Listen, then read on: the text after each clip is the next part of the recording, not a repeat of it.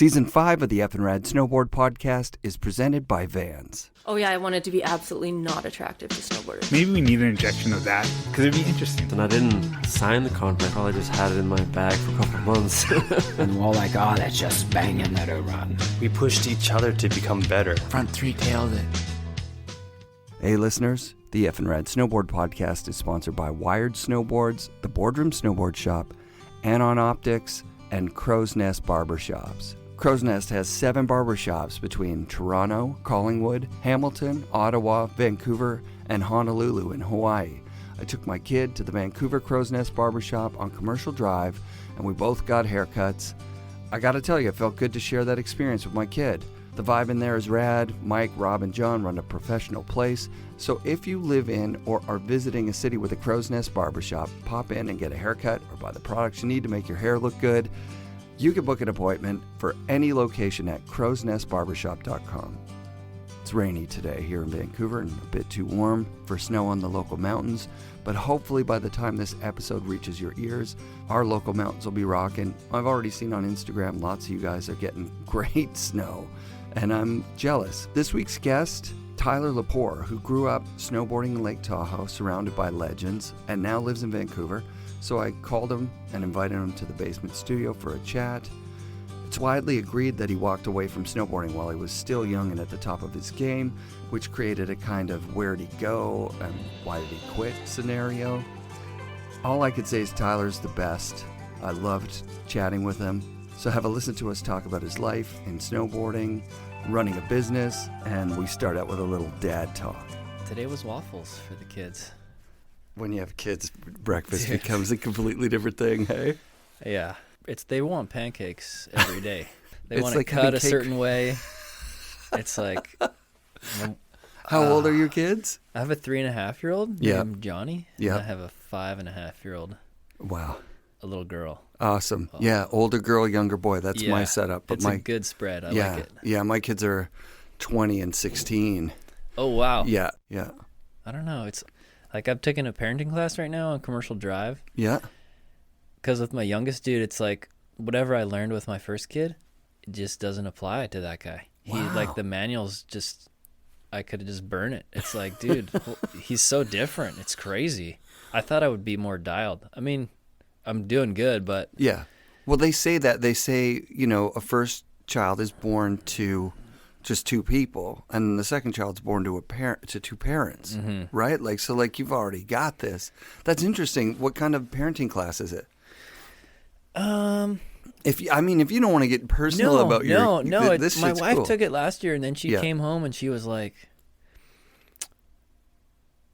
She just liked the teacher's vibe. She was like, you should take this class. It's really good. And we were having some separation anxiety stuff with my daughter at the time, and having a really hard time with kindergarten drop off or preschool drop offs and shit. So it's I'm like, okay, cool. So she took it, and then that's I don't know. It's a bit PhD meets hippie.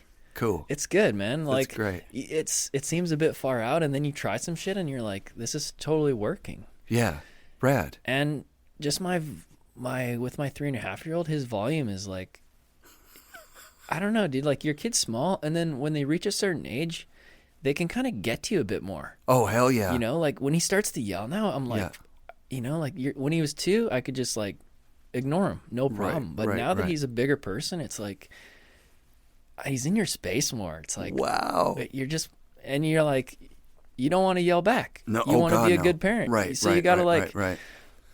I don't know, dude, all that shit. Get down on one knee, give him some eye contact, and speak to him calmly, and speak to him like an adult, and respect his space. And walk and talk. I had to say that to myself over and over again, the walk and talk thing, because my mom was a shouter. She would shout from across a room or across a mall or across a playground.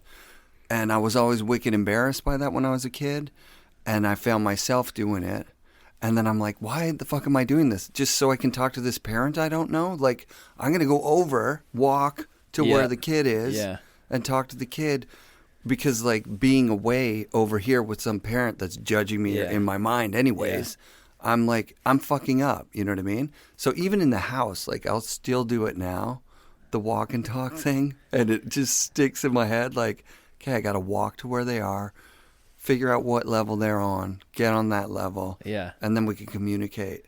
And I'll even say it to my kids now. You got to walk and talk. Like, hey, Dad's in the kitchen, clean some fucking dishes. Yeah. And I talk to my kids like that because they're old, right? Like, I'll be like, you got to fucking come over here, you know? And then they'll come over and be like, Dad, I was just asking if you help with homework or whatever. I call that my me time when I'm doing the dishes. Yeah. I'm just like, it's like my only solitude. It's just like, I put my dish gloves on and I'm just like, cool, dude, just leave me alone. Just do. I never did it before. I would just let dishes pile, dude. Like, I didn't know how to clean up after myself, and I would say to my first wife, yeah, spoiler alert, there's a second one, because the first one I was like, I just don't like dishes, and you like that kind of shit. I got things to do. I like to snowboard. I like to skateboard.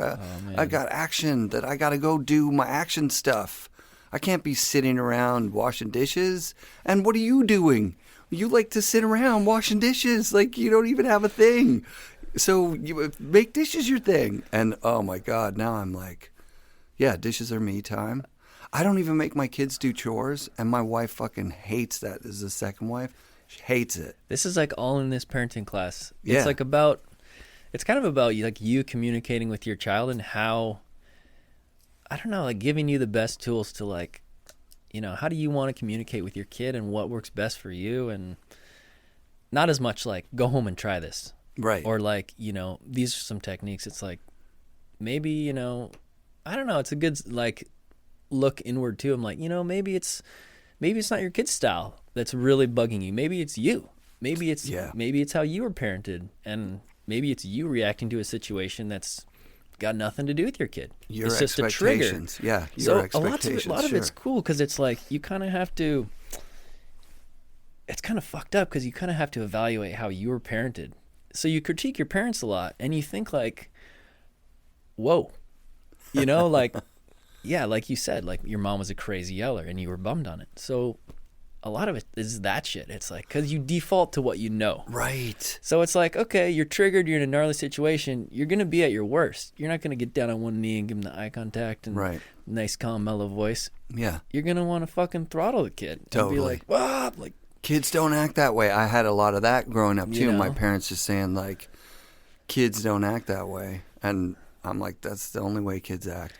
I don't think a lot of my lessons, like I wanted to be a parent when I was like a kid, mostly because I wanted to show my mom how fucking shitty her parenting was. Like I really felt that. That's awesome. And so I had kids when I was young, pretty young, and I feel like I've done a really good job. And I think the main reason that I've done a good job is because I never forgot those lessons that I was learning being brought up. Like I was like, okay, you know what? Yeah. Finish all the food on your plate, for example. I would argue that's totally legit if you put the food on the plate, like yourself. If somebody says, eat all of this or you don't get some of that, that's kind of a weird way to, it's kind of a weird power struggle. And then you're like, but I'm not that hungry for liver and onions, Mom, or whatever, you know? Yeah. But yeah, it's a weird dynamic figuring out how to be a parent. And it's cool that you're taking courses and making moves, because that's, you know, dads are expected to do a lot more than our dads were. Totally, man. expected to And I do. think it's, you know, it's nice for your partner too. Like lets you, even though she did all the legwork and figured out the cool class and the cool teacher, and just like, here you go, send me the link. Yeah. I don't know. Still, you know, felt good just click of the link and fucking first two classes I still hadn't even paid. The chick's like, are you gonna pay me? I was like, oh my God, I'm so bad. I'm like, yeah, I'll just PayPal you, like sending e-transfer. Yeah. I'm just, you know, fuck. But You were saying you're analog. What's like? You obviously still use a phone a lot. yeah, but I'm just not good at it. Like I've never been good at it. Like I've never listened to a podcast ever. That's crazy to me. Like my wife, like first thing she does in the morning, dude, gets up and puts on like NPR or whatever it is, and like listens to this one, and this one's cool, and Yeah, that's amazing. and I'm like, this is rad. And then like even the other day I was like, how do you fucking find a podcast? Like where do you, she was just like, you're such an idiot. Like what do you, because my kids now too, they're like, My kid's 5. She's like, Mom, can we listen to a podcast like That's while we're in the amazing. bathtub? And I'm like, let's just put on some music.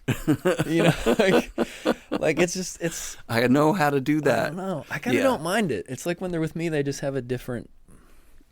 You know, it's not like they have any less phone time or whatever. Like, Right. my kids don't have phones, but That's a tough one, dude. Like I I don't envy you. I'm like not gonna cross that bridge yet, yeah, that's for sure. I was kind of at the precipice of that. Like my daughter didn't have a phone till she was maybe grade 5 or 7 or something. And then so that set the standard for my son, who's 4 years younger. Yeah. I think he pushed it a year earlier. But My kids make everything out of phones now. Like they'll get a rock and like decorate it like a phone. Like a phone. Or like a piece of driftwood from the beach and it's like, It's have a you seen phone. my phone, Dad? And it's like, wow. and I'm not a big phone guy. Like I'm not, Right. you know, like when I come home from work, I'm like, it's done. My phone's like on the counter. I'm cooking dinner. I'm interacting with my kids. Like I said, I'm just not that good at it. So I'm not, I mean, I like peruse social media or flip through like Instagram like anybody else, but Yeah. I just don't use it as a tool. Like it My really my should be. Instagram shit now is like I'm seeing that like the hook with the thing about it being a tool, because it's not that good of a tool. It's more of like a tool you tell yourself you need to use as a tool for this promotion shit that you have to do. Yeah. And then you start scrolling, and then you start scrolling, and then you keep scrolling, and you're like, fuck, I'm scrolling. Yeah. I was supposed to be doing some work type thing, but really I'm scrolling. That's what I find. It is a nice, I mean, it's an easy turnoff for your brain, that's for sure. Oh, big time. But- Yeah, Sean Kearns has been doing a bunch of, work on himself, and he's helping other people with, all sorts of any kind of problems. He's working as, I don't want to say a healer because that's not the right thing. Mm-hmm. He's like a counselor, Yeah. like a clinical counselor who is like has gone through the shit and is now on the other side of it saying, I can help people because I found some shit that works. Yeah. And the number one thing he's telling me is turn off the internet. Like stop scrolling. Yeah, Turn man. off Instagram. I mean, Go back outside.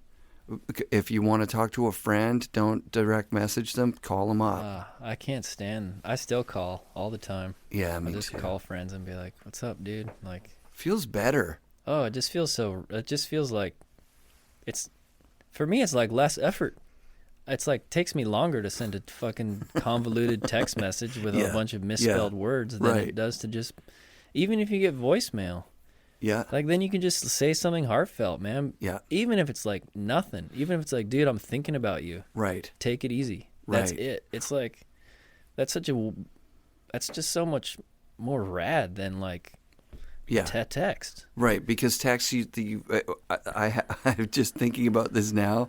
There's a point where you break the barrier with the emojis. You know what I mean? Where like you and I texted to do this thing. I don't think I sent you an emoji because there's a point where okay, now we're at emojis because I got to let you know what that text kind of feels like. You know what I mean? But the first time you send a dude an emoji, or he sends you, like I usually wait for someone else to crack that emoji ice because I'm not going to be that first guy that sends like a thumbs up or a... We'd have no emojis for our whole messages, even after this, even for months. Yeah. Just because I don't go that deep. Like, you're going to know from my, I'm pretty sure from my text, you're not going to read into like a deeper, like, was he Wait, is he mad at me angry or- now? Yeah. It's going to totally. be more like, sure. Or okay. Yeah. Or like, I found a... I'll be there. Like, I'm there now. Fuck, I'm like, here. yeah. Where are you? Yeah.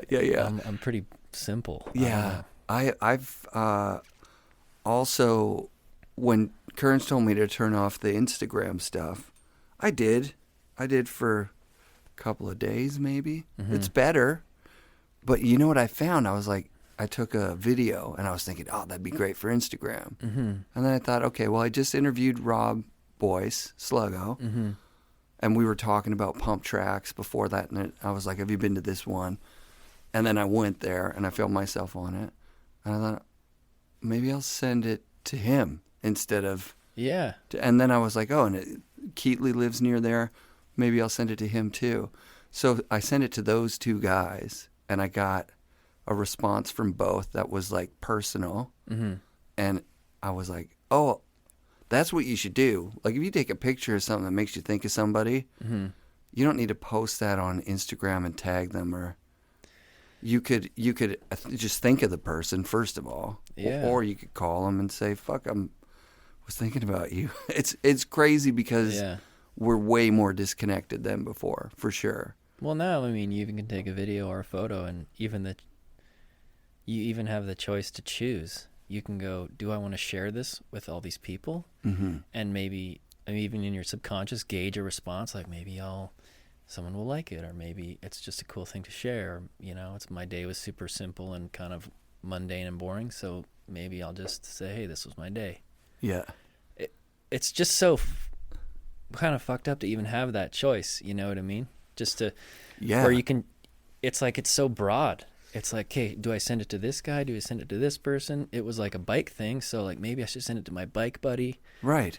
You know? Right. It's like, you kind of, I feel like with Instagram, or I mean, I don't know, with whatever, man, you just always want to connect with everyone all the time, but if you just maybe take a step back and just do that, just hit one person with like one thing, be like, dude, when I did this, I thought of you. Right. I didn't think of everybody. Yeah, yeah. I just thought of you. So it's like, well, the everybody thing is just, it's braggy. There's no way around it. It's braggy. It's braggy when you are like, hey, look at this. I'm up at Cypress again. I did a side hit. So it's braggy for me, man. When I'm like, can't believe this sunset. It's like, I'm taking time out of doing something that I enjoy to brag about it and make sure that the photo looks like good. That's why I never am on Instagram, because I cannot take myself away from what I'm doing. Right. To even take a photo. Right. Dude, right. Even the shit I make at work all the time. I'll make some crazy thing, get it powder coated, drop it off at the client's house. Just, dude, like 2 weeks of work, didn't take a photo on my phone. Right, right. And I'm like, why don't I do that? Like, and, yeah, it would be good for my business. In my head, I'm thinking blah, blah, blah, blah, blah. And I'm like, I'm just not good at that. I'm just not good at like taking time out to be like, I don't know. I can't take myself out of the moment and like maybe even set it for photo. You know what I mean? You look at your screen and it's like you got to position a certain way to make whatever you're doing look good. It's like, it's too much for me. I don't know. It takes me out of what I'm doing, and it fucks up my flow or something. I can't. Did you ever take snowboard photos? Like, did you take photos with your friends? Like, I did a lot, but I had a camera. That's fucking and crazy. It was not digital, so it was great. Yeah. You took a moment just to be in the moment, and then you couldn't critique what you did. No. You just had to go put your fucking point-and-shoot camera in your pocket and keep going. Yeah. It was more like, I don't know, it's funner because you know, it's like you had to just wait. Yeah. Go to the store and get it developed, and you know, it ruled. I love taking photos. I had that. You know what? I liked when digital came in because I'm not very good at composition, and I have like kind of ADHD. So when I could do like, nope, and like change the, you know, like, and get that instant feedback, I really did like that a lot because on a sheet of 36 slides, I'd probably get one that was okay. Me too. I never liked my photos really. But even now I'll take a bunch and I'll look at all of them and then I'll delete all of them. And then I'll just put my phone away and kind of keep doing what I'm doing. And I'm like, dude, I stopped to do this, to document something, and I still didn't even capture anything. That's pretty great. It's like, oh God, you know. Like, what about pictures of your kids and stuff? You got a bazillion of those? I fixed my film camera a while ago, and I just started trying to just blast a roll, like not a lot, like even a roll of film every 2 months. Sure, yeah. And just like, you know, a kid's naked running around with a pumpkin on his head or something. It's like, that's pretty rad. Take a photo. Yeah, that's rad. So I found like it's neat because you don't go and get your photos printed, dude. No, and then if you don't back up your photos or whatever, it's like you got huge swaths of years. Let's say you get a new phone every 4 or 5 years, like most people do. Yeah. That could be gone. That's 5 years of your kid's life. It's like, what's, you know? Yeah, there's a lot what's 3 rolls of film, dude? Like a couple photos, a photo a week? Right. You know, even if they go in a shoebox, at least you got them. Yeah, that's where mine are. So I was going to say my first kid, the first 4 years until her brother was born, I got a box of photos. Like, it's got to be hundreds. It could be thousands. Yeah. And then my son, it's like, well, everything went digital. So I've got a bunch of photos of him, but they're kind of more curated because, like, you don't have those, like, one-offs where it was a little bit off or whatever. You got the That's still you cool got the too, best though. one. Yeah. Because that kind of shows the technology. Yeah. But you yeah. still have it, you know? I'm just more bummed about losing it. I don't want to lose my phone and be like, you know what? Those 5 years were ripping. That was kindergarten. That was preschool. That was your first bike ride. And it's like, you know, we get busy in life. You don't back your shit up, whatever you want to call it. Well, that's and why it's they like sell gone, those. dude, Yeah, they you sell know? those things, right, where you can back your photos up. And I'm always out of iCloud, like I'm out of space. I just hate that organization. Me I don't too. want to deal with that. I never don't want to paid go for any of online that and shit, like yeah. clean my cupboard. Yeah, You know, yeah, me fuck. I just neither. want to look at the contact sheet and be like, all these photos sucked except for 2, and just take the contact sheet and just throw it in a shoebox. Yeah, and that's just dope. write my kid's name on it and be like, Yeah. dude, when you're 10 or 15 and you can actually like decipher all this, you can just look at the photos and be like, here's some cool moments I saw that, you know. My wife started email accounts for our kids when they were born. Wow. And it was I don't write in it, well, hardly ever, to be honest. My wife's a lot better than me. But dude, like even an email a year, Yeah. couple a year with To some your photos kid, to so your that kids. so that they have them. Dude, Wow, that's so brilliant. when That's they're really like- smart. When they're like 10, they can just go online and open up their email. And have their And, whole life. and their mom will be like, Oh, you know, damn, today that's was super sick. hard. We like, you fucking cried all the way up Cypress when we went snowshoeing, or Right. it was such a cool. I forget where she got the idea, but I've never heard it before either, and it'd be that's so rad. I started a journal for my kid, so on like the more analog side of things, because I was like, man, my kid's gonna be older. yeah. She's gonna open up her email, and there's not gonna be any emails from dad, and she's gonna be like, fuck dad, like come on, like did you love me or whatever. Yeah, totally. So that's why I started taking more photos and doing my kind of thing. So when my kids are older, it was like, you know, this was more mom's thing, or like, That's also rad. and I did a journal where I was like, this was a journal handwritten, and it's Yeah. like, you know, it's just mostly about the hardest days I had with you guys, where I just wanted to throttle you, just squeeze the love out of you. Yeah. It's like, oh man, so parenting Yeah, is- you gotta write in there on some of them good days too, obviously. yeah. Usually on a good day, you forget to write. You just crack a beer and you're like, that was awesome. It's what you were just saying too. It's like you're just too busy having a good time, right? Yeah. It's like, what are you gonna do? Yeah. Okay, just hang out here without me. I gotta write this all down. Yeah, yeah. Even if I get a few, I mean, my kids are gonna know that I love them, but Yeah. it'll be cool. It's kind of like, I don't know, just a little. I thought that was such a killer ass idea. Yeah, it is That for is sure. So neat. Well, having kids is it's one of those things where I've got a friend who's turning, well, he's almost 50. He's like 47, 48 or something. Uh-huh. Did I say I was 47? I'm 46. Anyways, he's having a kid, and like I'm starting to think like, oh shit, like is my wife right now, she doesn't want to have a kid, but she kind of does. And I'm just like, holy shit. I think the thing I was going after there was that I heard you say you were surprised by how hard it was with the second kid. And I think for a lot of parents, it doesn't matter about the temperament of the second kid. Yeah. It's just a situational thing where you've given this one kid all your attention and love for 2 years, 3 years, 4 years. Mm-hmm. And now all of a sudden you can't give them that attention anymore because it's divided. And you can't give the second kid the same treatment that you gave the first. So you're feeling this like kind of unfairness on both sides where you're like, fuck, I can't be a parent to the new kid like I was to the old kid, and I can't be that parent to you anymore because now we got another person in the family. Yeah. And yeah, you're not feeling what I I'm don't feeling. know. I The had that. I dynamic had is that. like, I think it depends on your children's dynamic. Mm-hmm. And I like with my daughter, I do get you for sure. There's some things totally where I'm like, fuck. Like, can't do it. You know?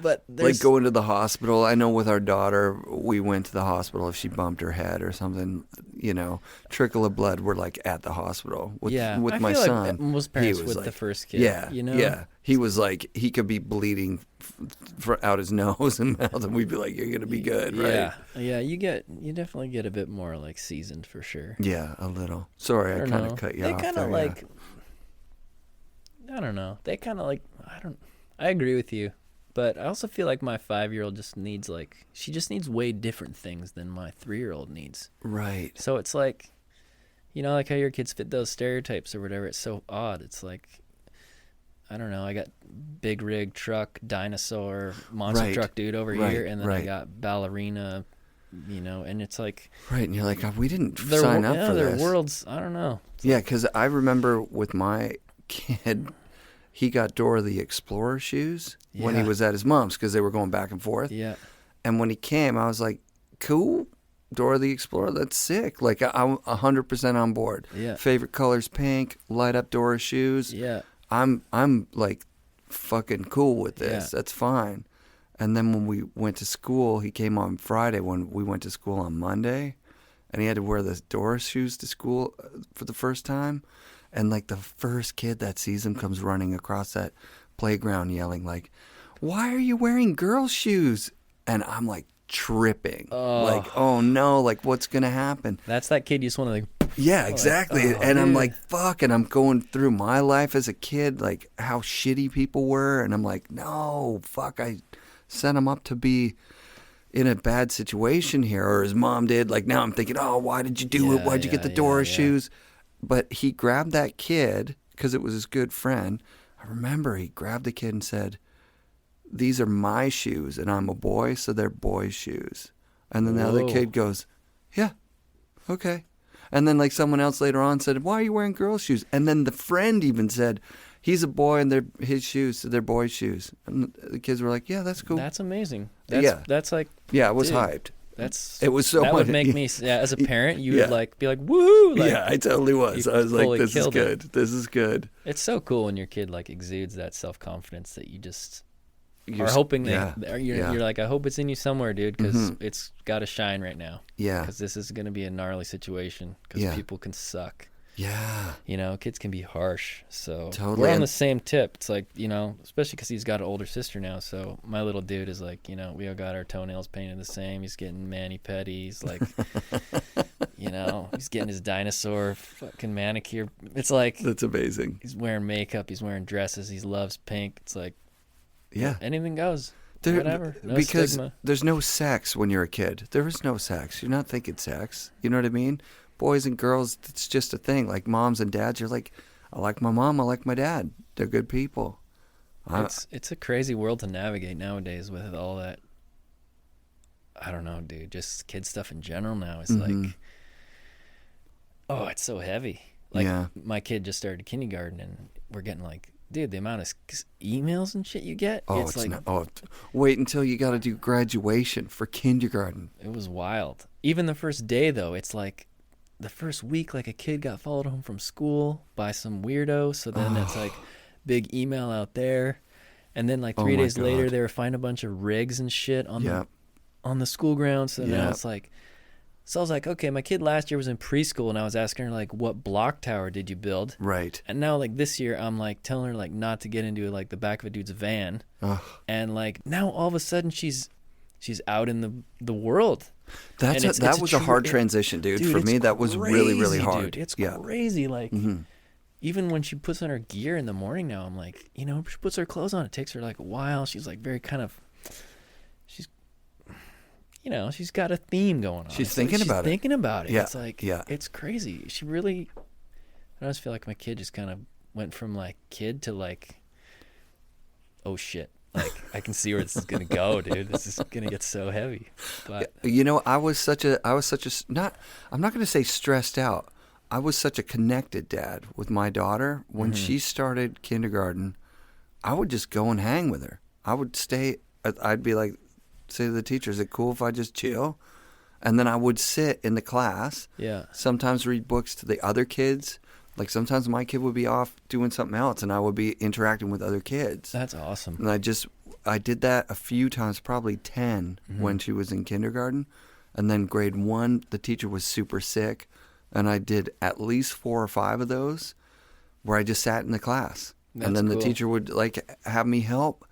And I would be there and I would be watching the dynamics. Like, I think I was feeling like I can help her like navigate which kids to chill with and which ones to stay away from.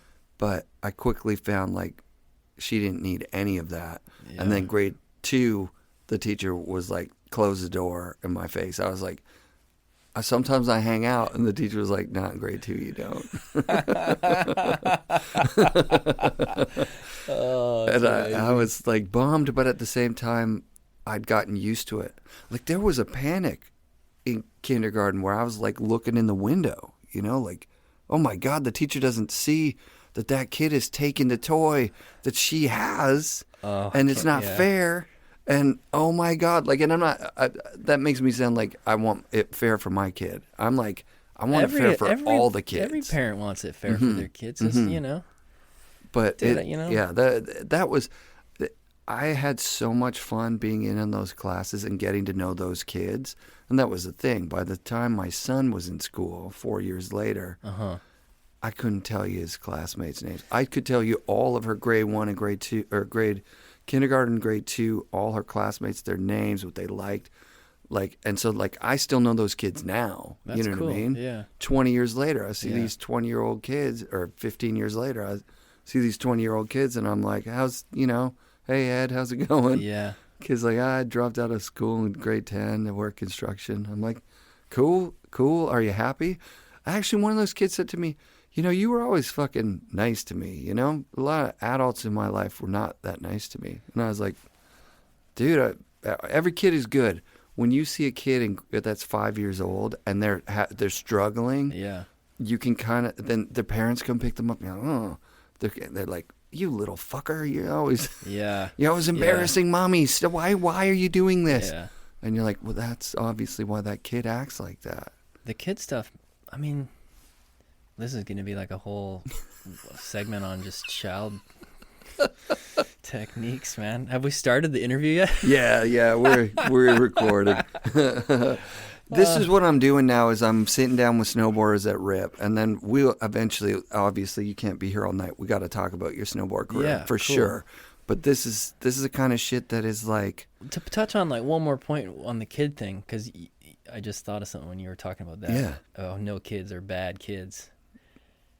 I mean, I'm at work now and I'm welding away and I'm just got my tunes on or I'm listening to CBC all day. And, dude, you're listening to the news and I don't really know. I mean, I don't know if I was like that connected in my 20s where I was really like children. I didn't know I ever even wanted kids. Right. But now that I have a kid, I mean, to say it changes your perspective is a complete understatement. But now I'm listening to the news and it's like, dude, anything that happens to children that's like bad, car accident, bus accident, fucking, you know what I mean? Deportation, all that kind of gnarly. It's like, it kills me, dude. Yeah. It crushes me. I'm at work and it's like, I just like want to fucking tear up. I just like cannot handle it. Yep. Because you're thinking about it, it's like, man, I know where my kid's at and, we're getting a good school and blah, blah, blah. We got food on our table. And then you're hearing some of these stories on the news and you're just like, and the kids are like, sometimes my kid's age. Kids are like 3, 5, 8. Holy fuck. Yeah. And it's like, I don't know, man. People got to figure that shit out. It's like, they got to help kids. It's like, kids don't have a choice. Yeah. They don't have a fucking choice. Yeah. It's like, dude, my heart just like, oh man, it makes me want to like adopt a kid or fucking work harder and like, I don't even know. Go home and tell my kids like, dude, I just love you guys more than anything. And like, I would do anything for you right now. I'd cut my fucking arm off. I would die. I would just anything just to be like, just stay safe. Just don't That's it. perish, dude. Fuck, because you can get deep in that Deep in headspace it, as a into that parent. headspace, and it's yeah. like you gotta kind of snap out of it and be like, Yeah. this rabbit hole is gnarly, and Yeah. there's a lot of gnarly shit happening Yeah. in the world, and it's like, I'd like to say I'm decent on my current events, at least listen to the news every day, but Sure. fuck, man, be stoked. Yeah. Be fucking really stoked, because being in Canada, it's like we got no fucking worries. Yeah, we're lucky. We're super lucky. Compared to a lot of people. Well, that's the thing that I'm talking with my kids now. For whatever reason, they hate the neighbor at their mom's place. Yeah. Like, hate's such a strong word. I mean, I just find I get triggered when my kids say strong language, like, oh, I hate that guy. I do or, the same hate thing with this my shit. kids. When my Yeah. kids say hate, I'm like, dude, hate's a big word, man. It's a strong word. You can use it. Yeah. It's a word, It- but yeah. you gotta use it correctly. Right. You can't just hate something. It's like Yeah. hate's Yeah. a strong one. Let's say dislike. I strongly dislike You that. know? Hearing your 3-year-old say, I strongly dislike this. I don't want to say too, like everyone in we don't have any problems in Canada, like I just said, because there's some Shit's going on. there's some gnarly shit, not clean drinking water, things like that. I mean, I'm not saying everyone in Canada is just chilling, but I don't know. Well, let's get to it, man. When I called you, I was like, aren't you from fucking California? Like, I always thought you were a California shredder.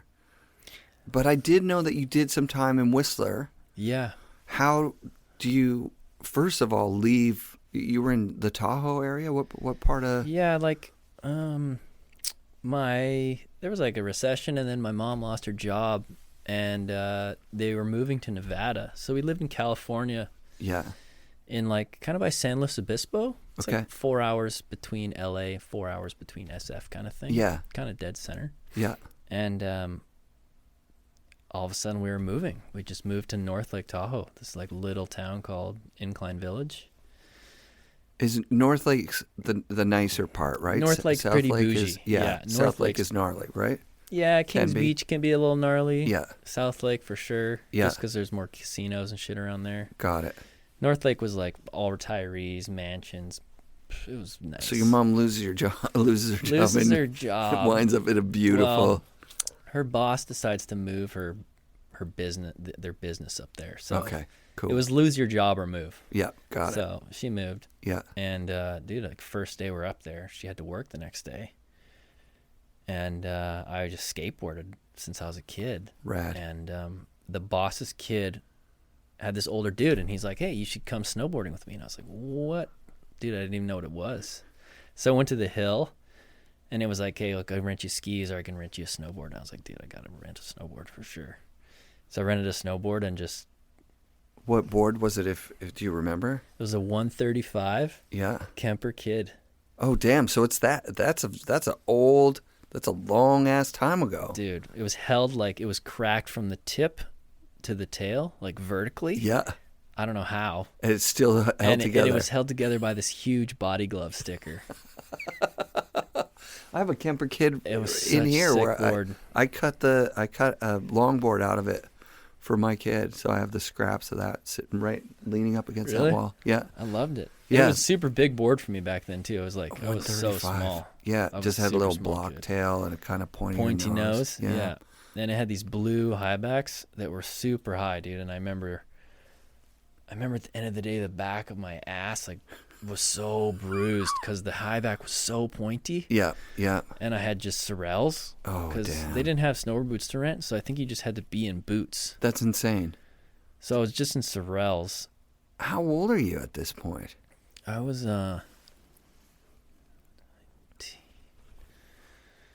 10. Yeah. Yeah. That's young to get on a snowboard. Yeah. Yeah. That's dope. Yeah, I was 10. It was cool. Yeah. And it was great. Dude, I was up there for a few hours. I just remember I did like a 360 on the snow. Yeah. Like the whole run. Yeah. Like it took me the whole run to do like a full 360 degree turn with the board, not leaving the snow. Yeah. And I was psyched. Yeah, of course. I was like, that was fucking sick. The 360. Dude, and then I was hooked. Any lessons or just No. just put That the was board it. on Put your the board on. your Sorels and And figure it out. Then I rented that same board from the ski shop 2 more times. Yeah. And then I was like, man, the ski bus used to show up to my school at 2:00, so you could just like bring your board to school, hop on the bus, and it would take you straight to the hill. Rad. So you could rip from like 2:30 to 4:30. Perfect. So I was like, dude, a pass was like $150 for the year. Yeah. You know? Yeah, exactly. And like, it was just like skating. Everyone hated you. It was rad. It's like nobody wanted you there. Everyone thought you were out of control. Totally. You looked like an idiot. It was the best, man. Like, it was so good. Yeah, I don't think kids will have that anymore. You know what I mean? Like, because snowboarding's in the Olympics, skateboarding's in the Olympics, and that vibe is so long gone. And they've got like penny boards, and they've like, you could say you're a skateboarder, and I have no idea what you're fucking talking about. Are you a longboarder? Are you you know what I mean? Yeah. Like it was a small brotherhood back in those days. I mean, you moved from California to Nevada, and did you meet other skaters pretty much right away? My whole school was like filled with kids that just rode, like they're all pro when I was older. Wow. Because Incline was like, it was right at the base of Mount Rose.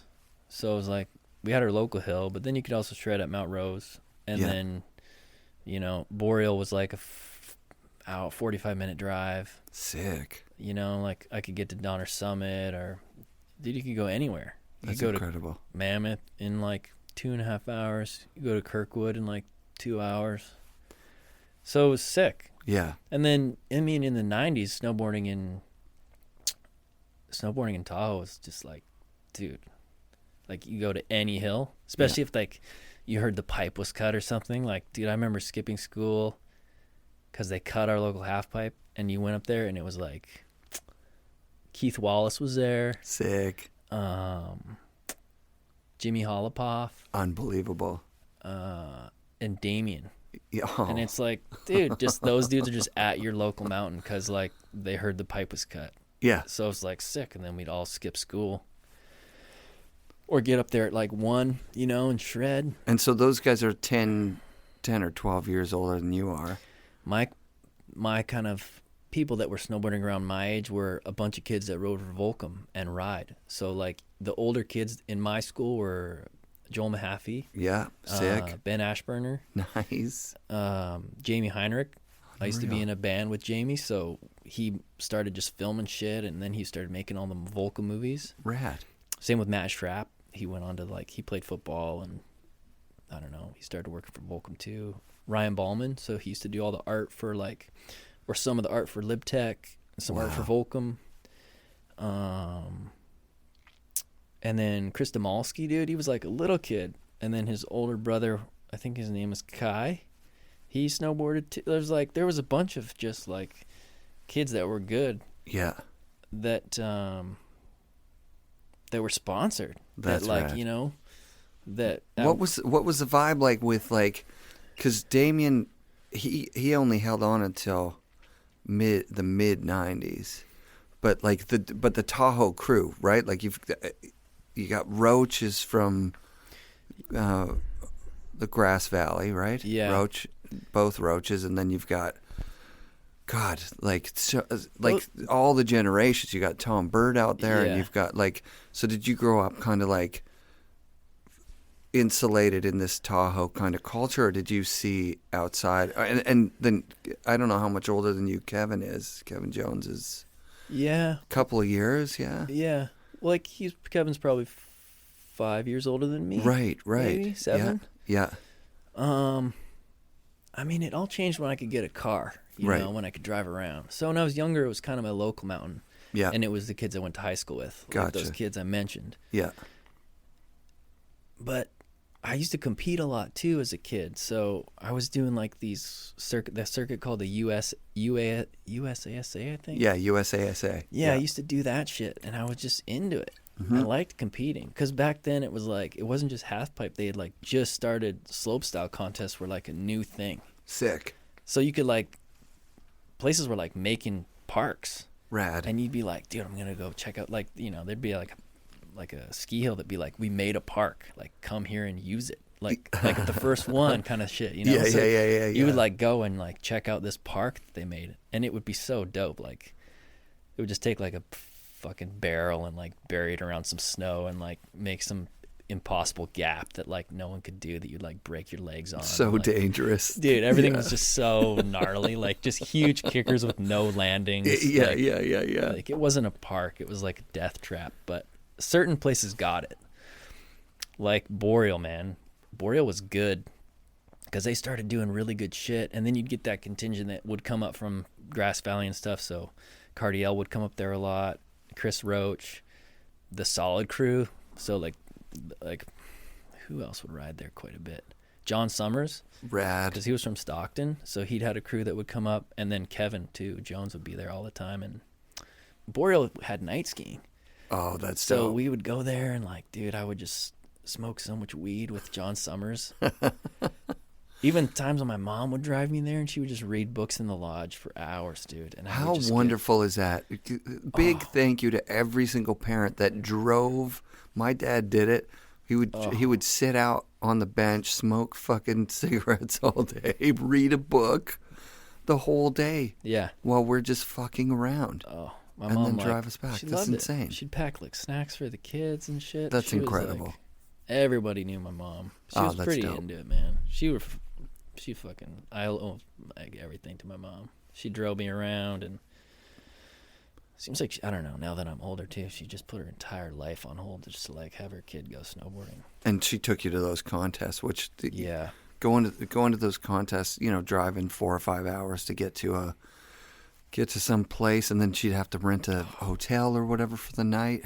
How long were the contests? They were like a weekend, Saturday, Sunday thing. If we had to drive down to Mammoth, or like, you know, we never went that far because it was like a NorCal kind of circuit. Cool. And then there was like a points accumulation, and then once you did all that shit, then you'd have to go fly to nationals. And, yeah. You know, Did choke. you make it to nationals? Yeah, I was like first in my division for NorCal every year. Damn. Awesome. Because I liked competing. Yeah. But no, I choked at nationals every year. I think I got like top 10, top 5. That's dope. I could never do it. Like win it. I've heard Todd Richards talk about it. Never that dude. I couldn't do it. I remember Todd Richards talking about it. I don't know where, but just about like maybe in his book. I think he read his book. Like he would know driving up the road. Like, I'm going to fucking win this. You know what I mean? Like that's the guy who wins knows they're going to win it. Yeah.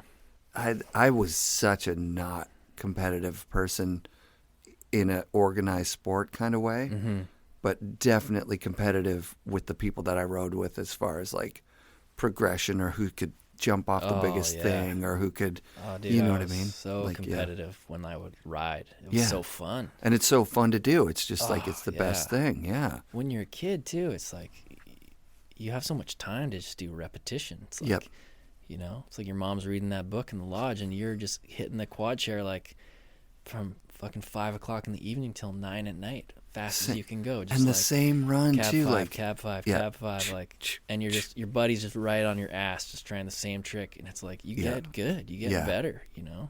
Like, I had a time in there when I wasn't a kid anymore, but when some of my most fun runs have been with like friends where we hit the jump at the same time. You know what I mean? The jump's wide enough that it's like, okay, you spin left, I'm going to spin right, and we'll try not to hit each other in the air. But when you're in sync with your friends like that, like where you're riding so close, or like you go off a jump behind someone and they have to land. Yeah. They have to. I know, it's such a good feeling. Yeah, that's the best. Makes you ride better. It does, for sure. Yeah. That camaraderie is the key. I rode Seymour for I hadn't ridden with Devin since probably 1994. Rode with Devin Walsh up Seymour this past season. Yeah. One of my favorite things I've ever done. Yeah. Dion, Devin, just rolling in a train. Everybody's hitting everything the whole way down. Yeah. Land it or you gotta land it. You just have to. It forces you to ride faster and stick those landings for sure. Yeah. Mm-hmm.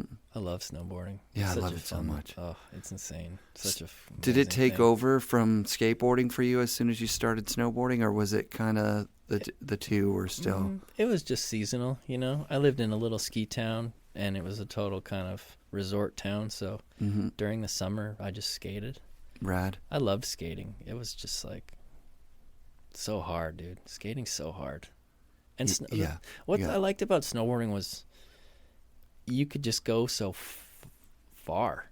Mm-hmm. Like you could just ollie, and you could just go, like you could just go 30 feet over there. Totally. And just land on that tranny, and it was like, I can't believe can't I do did that on my skateboard. Yeah. You know? I remember walking the steps, counting the steps, like, oh, fuck, I jumped, like Yeah. 40 steps or something. Yeah, like I just loved it. Yeah. And just it was soft, you know? Mm-hmm. On a good pow day, you could try some tricks, and it was a little bit more forgiving. And Yeah. and just being in nature, too, man. Just being at the top of some crazy run and ripping with some people that you're super psyched on, or that they really push you. Mm-hmm. And like it's a therapeutic, I don't know, it just feels so fucking good to go snowboarding and like link some turns and look back, and your powder spray is just like 30 feet in the air, and the light's catching in, and you're like, that was fucking dope. Yeah, I remember being at school, because in my high school, there were probably 6 people that would have snowboarded, and probably only me that really gave a shit about it. You know what I Yeah. mean? And looking at everybody else, thinking like, you like what do you like? You like watching TV? Like that just doesn't even compare at all. I remember being out here too, and we would go every night. Even working in the shop. Yeah. You're working at a snowboard shop. Everybody's supposed to be loving this sport, this snowboarding thing. Mm-hmm. And you could only get people to go up like once every couple of weeks, Like I would go every night, and I would invite everyone in the shop, Yeah.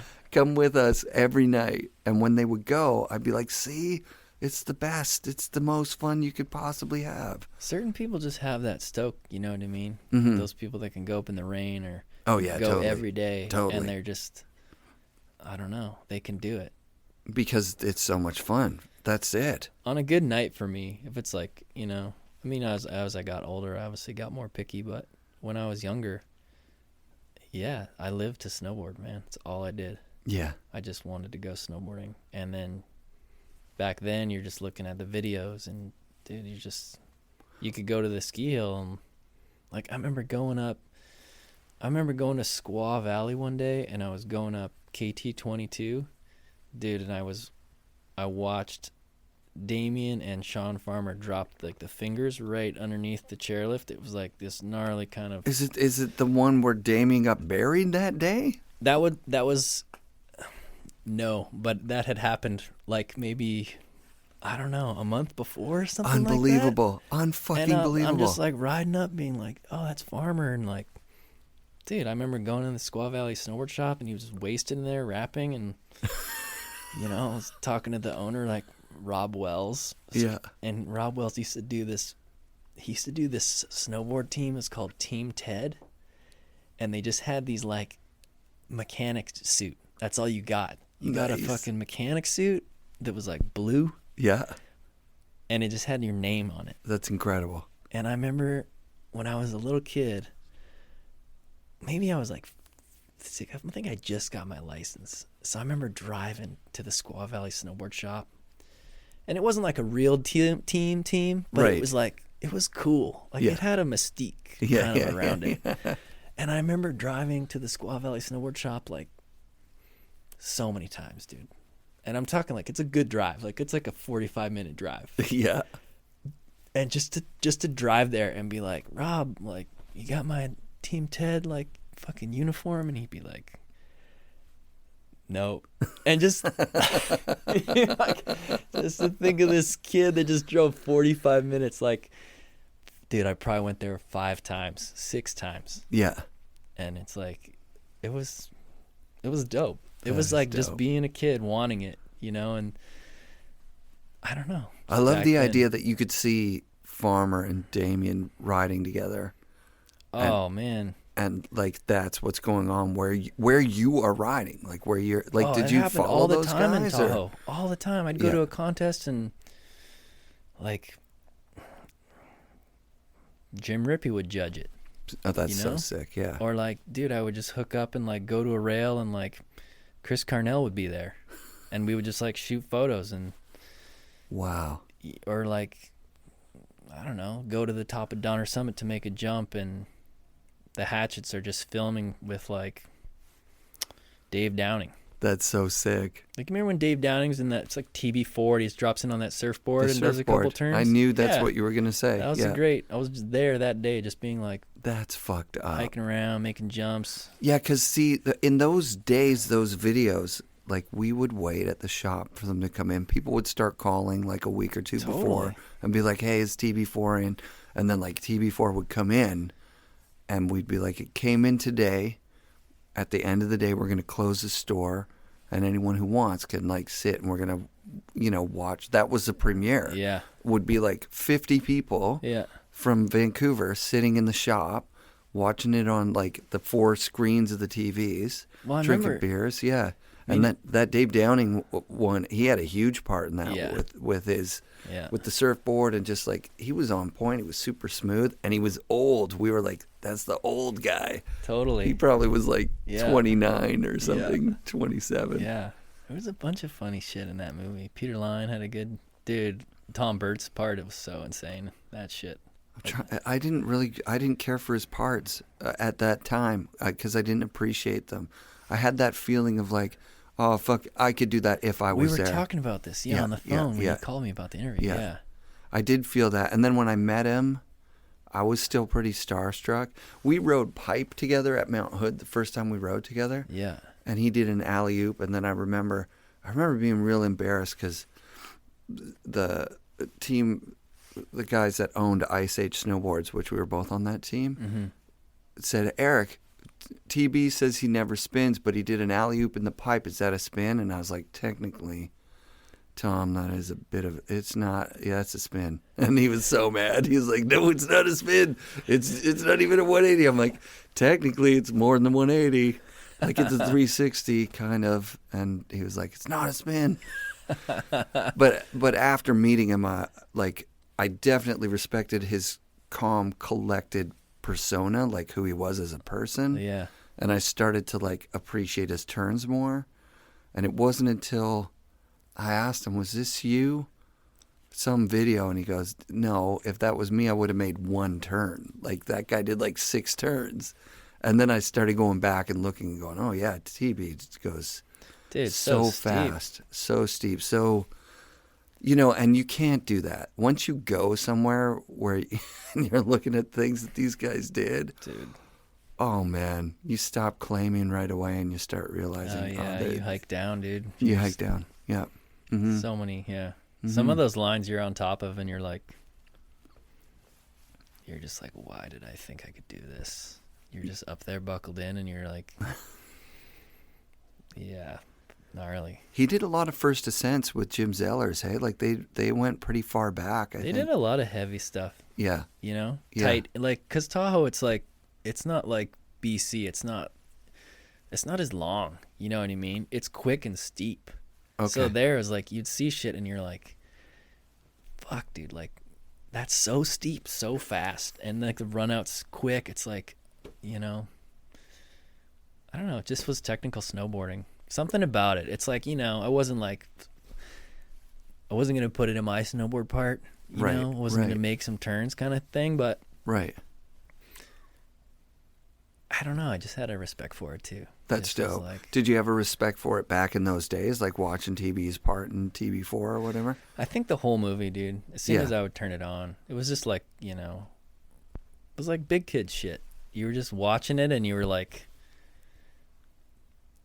and it was, I don't know, when you're younger too, when you watch a video like that, it's a bit of everything. You're hearing like music maybe you haven't heard before. True.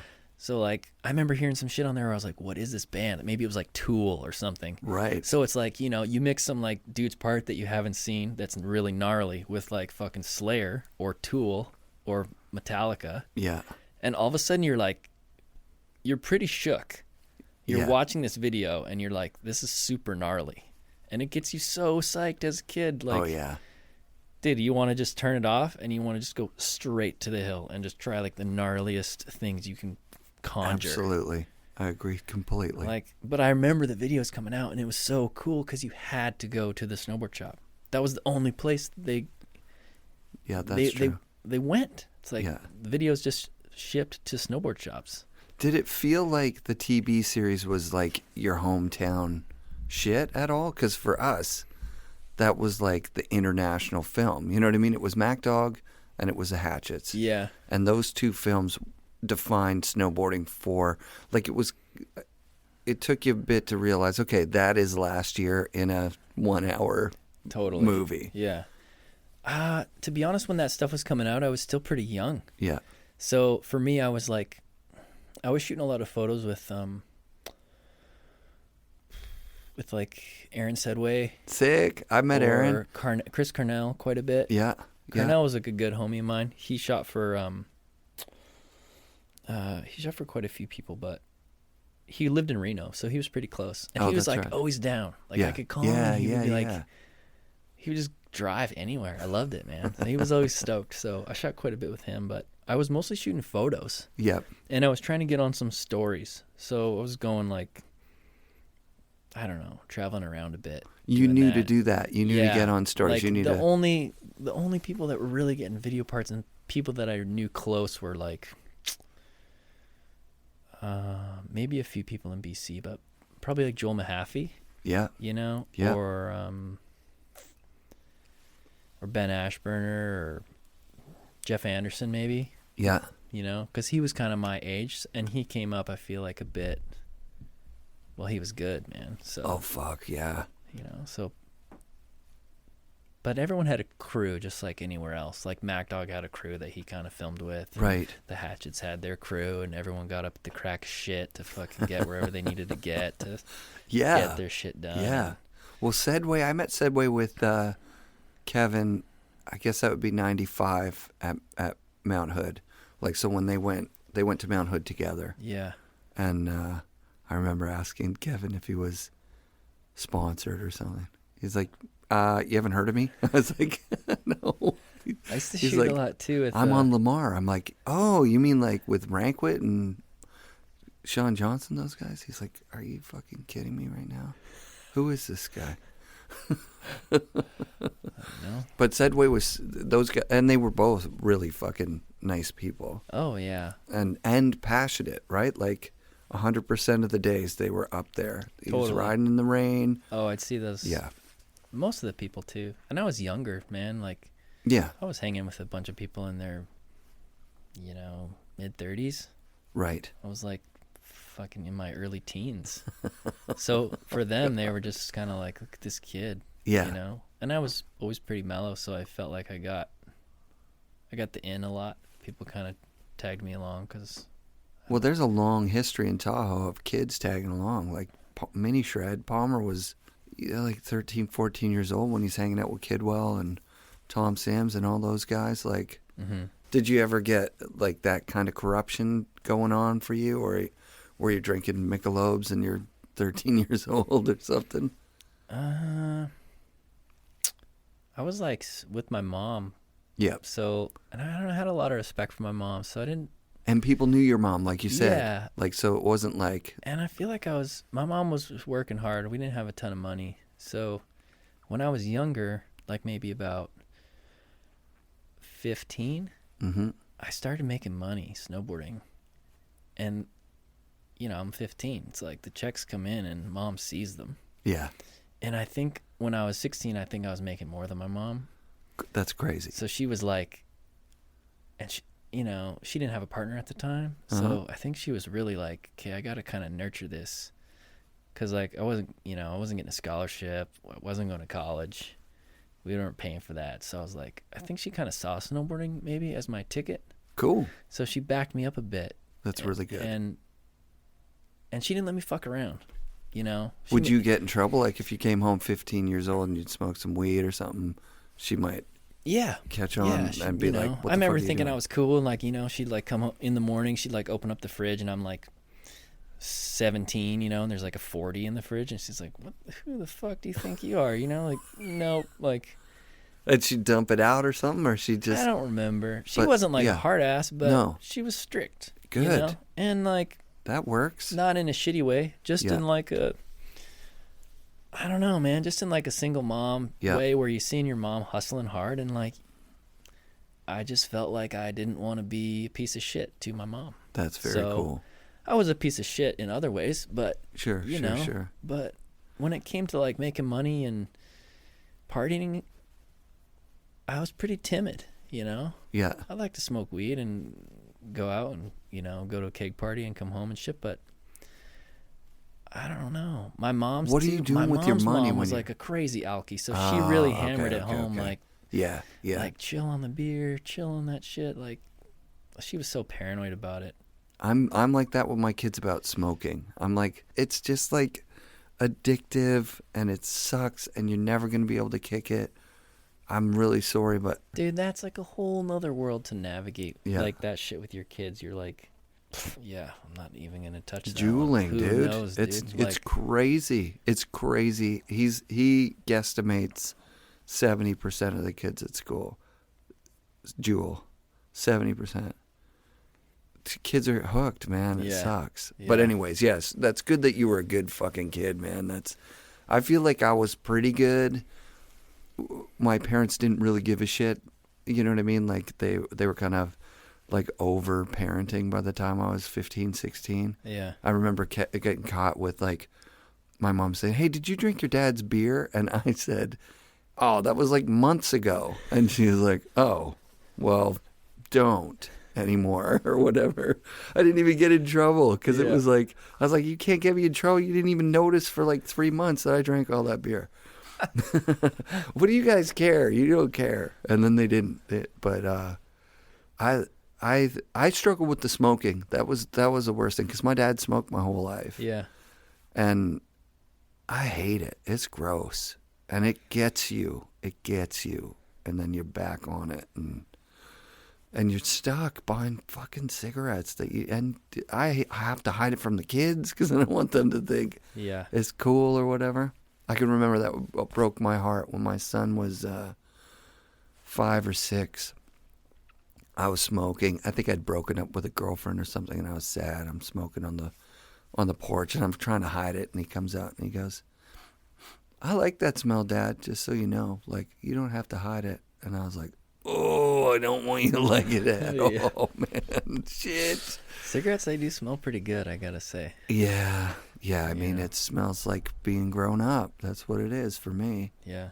It smells like my dad or whatever, yeah. Or my grandfather. I remember my great-grandpa would smoke cigars in his house. Like, you know how gnarly that is? That, dude, like, no one would do that. I mean, people still do that stuff nowadays, but...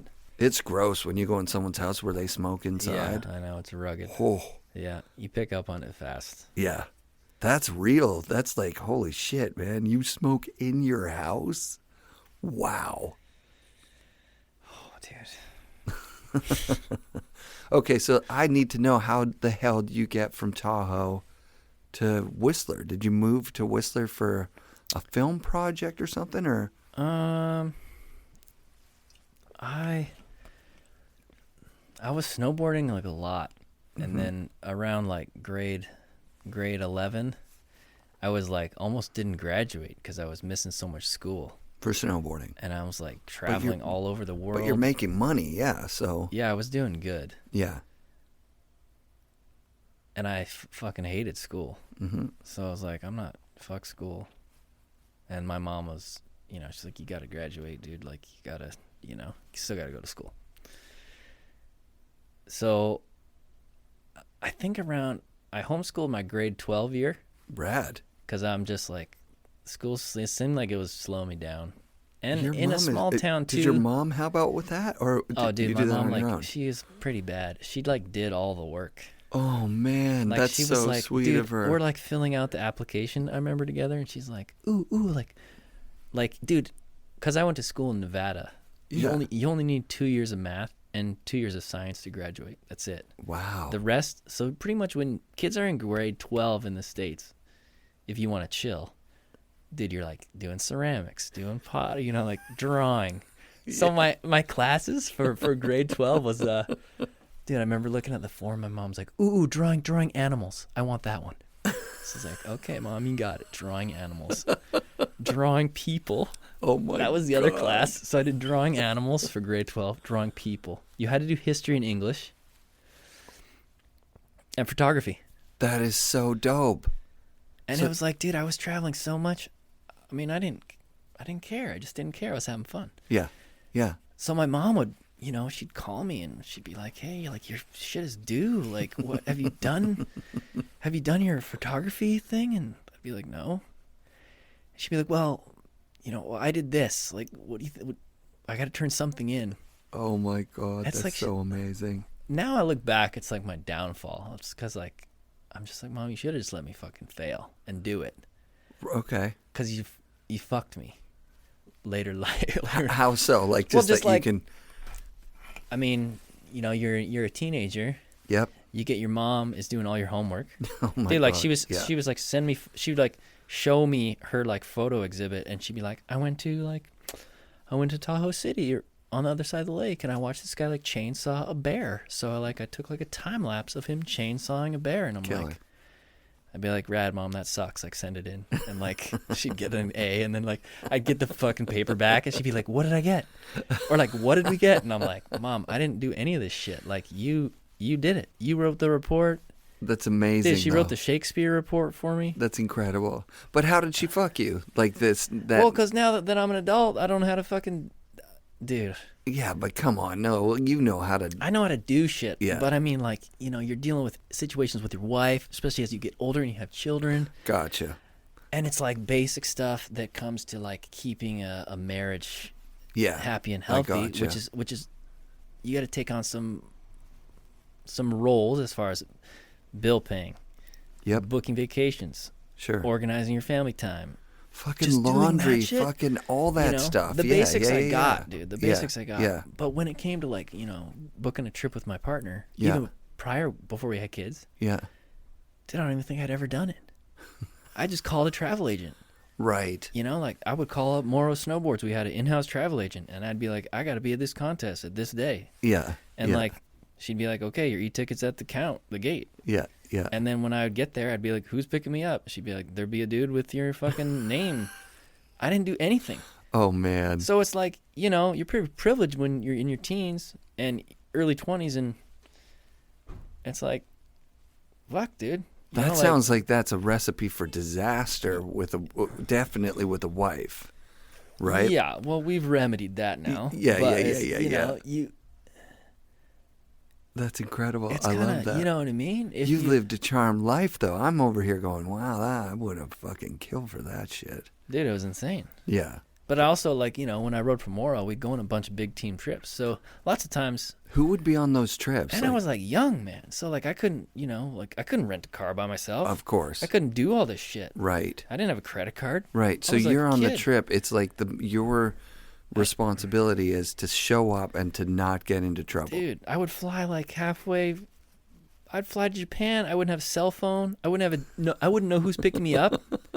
I wouldn't know where I was staying. Oh my God. Dude, like you're filling out the customs thing, and I'm like, And then when you, because they need to know what hotel you're with dude, I and just what's got your a flight number, fucking what's all board this bag shit. and a return ticket. That's it. That's all I got. I don't know who's And picking when me you up. would get home, would you tell your mom that this had happened, or you would just get home and be like, "That was a rad trip"? Yeah, I would just get home and be like, that was insane. That was like, so I great. bought this fucking mini disc player. Yeah, It'll be some obsolete cool in, Japanese cool like thing. 4 months, you know. Yeah. We just raged. I don't know. We just. Who was the Morrow team when you were traveling with those guys? It was Billy Anderson, Yep. Josh Dirksen, Sick. Todd, Yep. Chris Owen was our team manager, Very cool. Andrew Crawford, Sick. Eric Linus, Nice. myself. I gotta be forgetting a couple people. Well, Jana was on maybe before you. Hey? Yeah, no, Jana, because I rode for Morrow since I was 11. Okay, so Jana was on. Jana That was through yeah. those years too. Yeah. So I did the Sick. early Morrow days was like Tucker Franzen. Oh wow, yeah. Dude, I remember like Goodwill, Alex picking me up Warburton, and Matt shit with Goodwill. Alex Warburton, and like, God damn. dude, I fell asleep in the car, and they hotboxed the car when they drove me to Mount Hood. That was the first snowboard trip I ever went on. Alex Warburton, and Oh my God. dude, who picked me up? Matt Goodwill and Alex Warburton picked me up. Like the two hugest people on the face of the earth picked up the smallest human being. Monsters. Yeah. Yeah, like physically tall dudes and just insane shredders. Yeah. I'm going to have Matt on the show this year, actually. Yeah. Yeah, I'm really excited to talk to him. It was a cool team back then, Morrow. It was dope. And the boards were awesome, too. They Like, were. oh my God. They were, You were too young to ride that spoon nose, but that spoon nose was pretty much the best board of that year when it first came out. It was a big board. They didn't make it in my size. That's right. They only made, I think they might have only made one size, even like a 56 or something. Same with Rob too, man. That dude was a badass. He was a rad dude. I've talked to him. He seems like the chillest guy, and he's got his music in, and he's like Yeah. smooth. And I can remember he got a lot of covers and just a lot of coverage when Morrow came out. It was like a really important company because it took like big name dudes, and it's those first Blaze boards that they made were so shitty. Yeah. And by like 2 or 3 years in, the boards were like, They're getting better. so good. They were trying shit, which was really cool. Like a huge part of our job back then was R&D. It was rad. That's good. Like Tucker Franzen would send me so many boards, dude. He'd send me like a stack of like 10 boards. That's so fun. Just all same shape with different side cuts and like different flex patterns, and he would just be like, try to break all these. Yeah. And I would just fucking fly around, like, do a day on each board and just try to snap the tail off, or like, just ride on rocks and shit. And it was like, yeah, that's this one's too stiff, this one's cool. It was rad. It was like, you're actually, I don't know, just part of the input. Yeah. It was made you feel like you had a real job. As a competitive guy, did you compete with or against Todd at any point when he was in his? Yeah, quite a bit. At all like the Vans Triple Crowns. Rad. And was competing against like Ross Powers, him. Yeah. John Summers a lot, Ian Spiro, Jamil Khan. Yeah. Jeff Anderson. So sick. Trevor Andrews. Those kind of, Duffy, those pipe dudes a bit, because the Vans Triple Crowns back then were cash. So people kind of perked up their ears and were like, oh, I could ride some pipe, TJ Schneider. Yeah. Oh, yeah, totally. People kind of came out of the woodwork because all of a sudden you could win like 10K. That was a cool thing. That was actually a reboot of Vans from like, they had kind of fallen off a little bit. And then they did these Triple Crown events, and it was like, they were big contests. They were huge. Yeah. Yeah, and it was surfing, skateboarding, and snowboarding. Yeah. Yeah. And that was a smart move because they instantly, Vans went back to like, I think they went like way higher than they were before. Like Vans was doing pretty good in snowboarding, and actually Vans snowboarding kind of started with those Triple Crowns. Were like kind of there the whole time. Yeah. But those events really put Vans back at like this mega spot. Yeah. Where they're like a huge industry behemoth kind of thing. And the other one was the U.S. Open. Yeah. Because even if, any pro back then, if you had any salt, like you had to go to the Open. That was like, a prestige, yeah. Even if you like weren't a pipe dude, like it was like one of those contests that like, because Burton put it on. Yeah. So it was like, just like, I remember going to the Open with like the whole team. Damn. And people would be like, I'm not even like a pipe dude, and I'm fucking in Vermont. So whatever. Okay, Yeah. here we go. What about those big West Beach Classics? Would you have been a kid at one of those or a couple of those? I think I only did one or two. Probably that Michael Chuck one where he was just going crazy.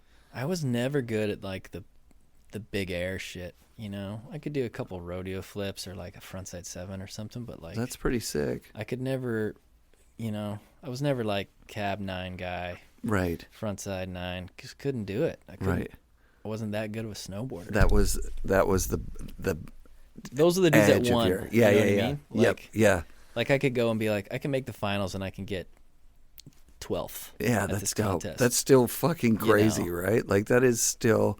I couldn't go in the contest. That was my deal. Was I did a couple of like when Big Air was just first started. I was like, I think I could huck, right? Like, Dude, I remember those coming out, and it was so scary. it was when so people would scary, huck, man. And people would huck. They would hook their would- edge and drag their hands Oh. and start flipping, and you're just like, well, I can't do that. Like that was my thing. I was like, I want to do a controlled 360, and the girls would win with like a slow, cab 5 or something, and I'm like, damn, I'm not gonna do very good at this shit. Yeah.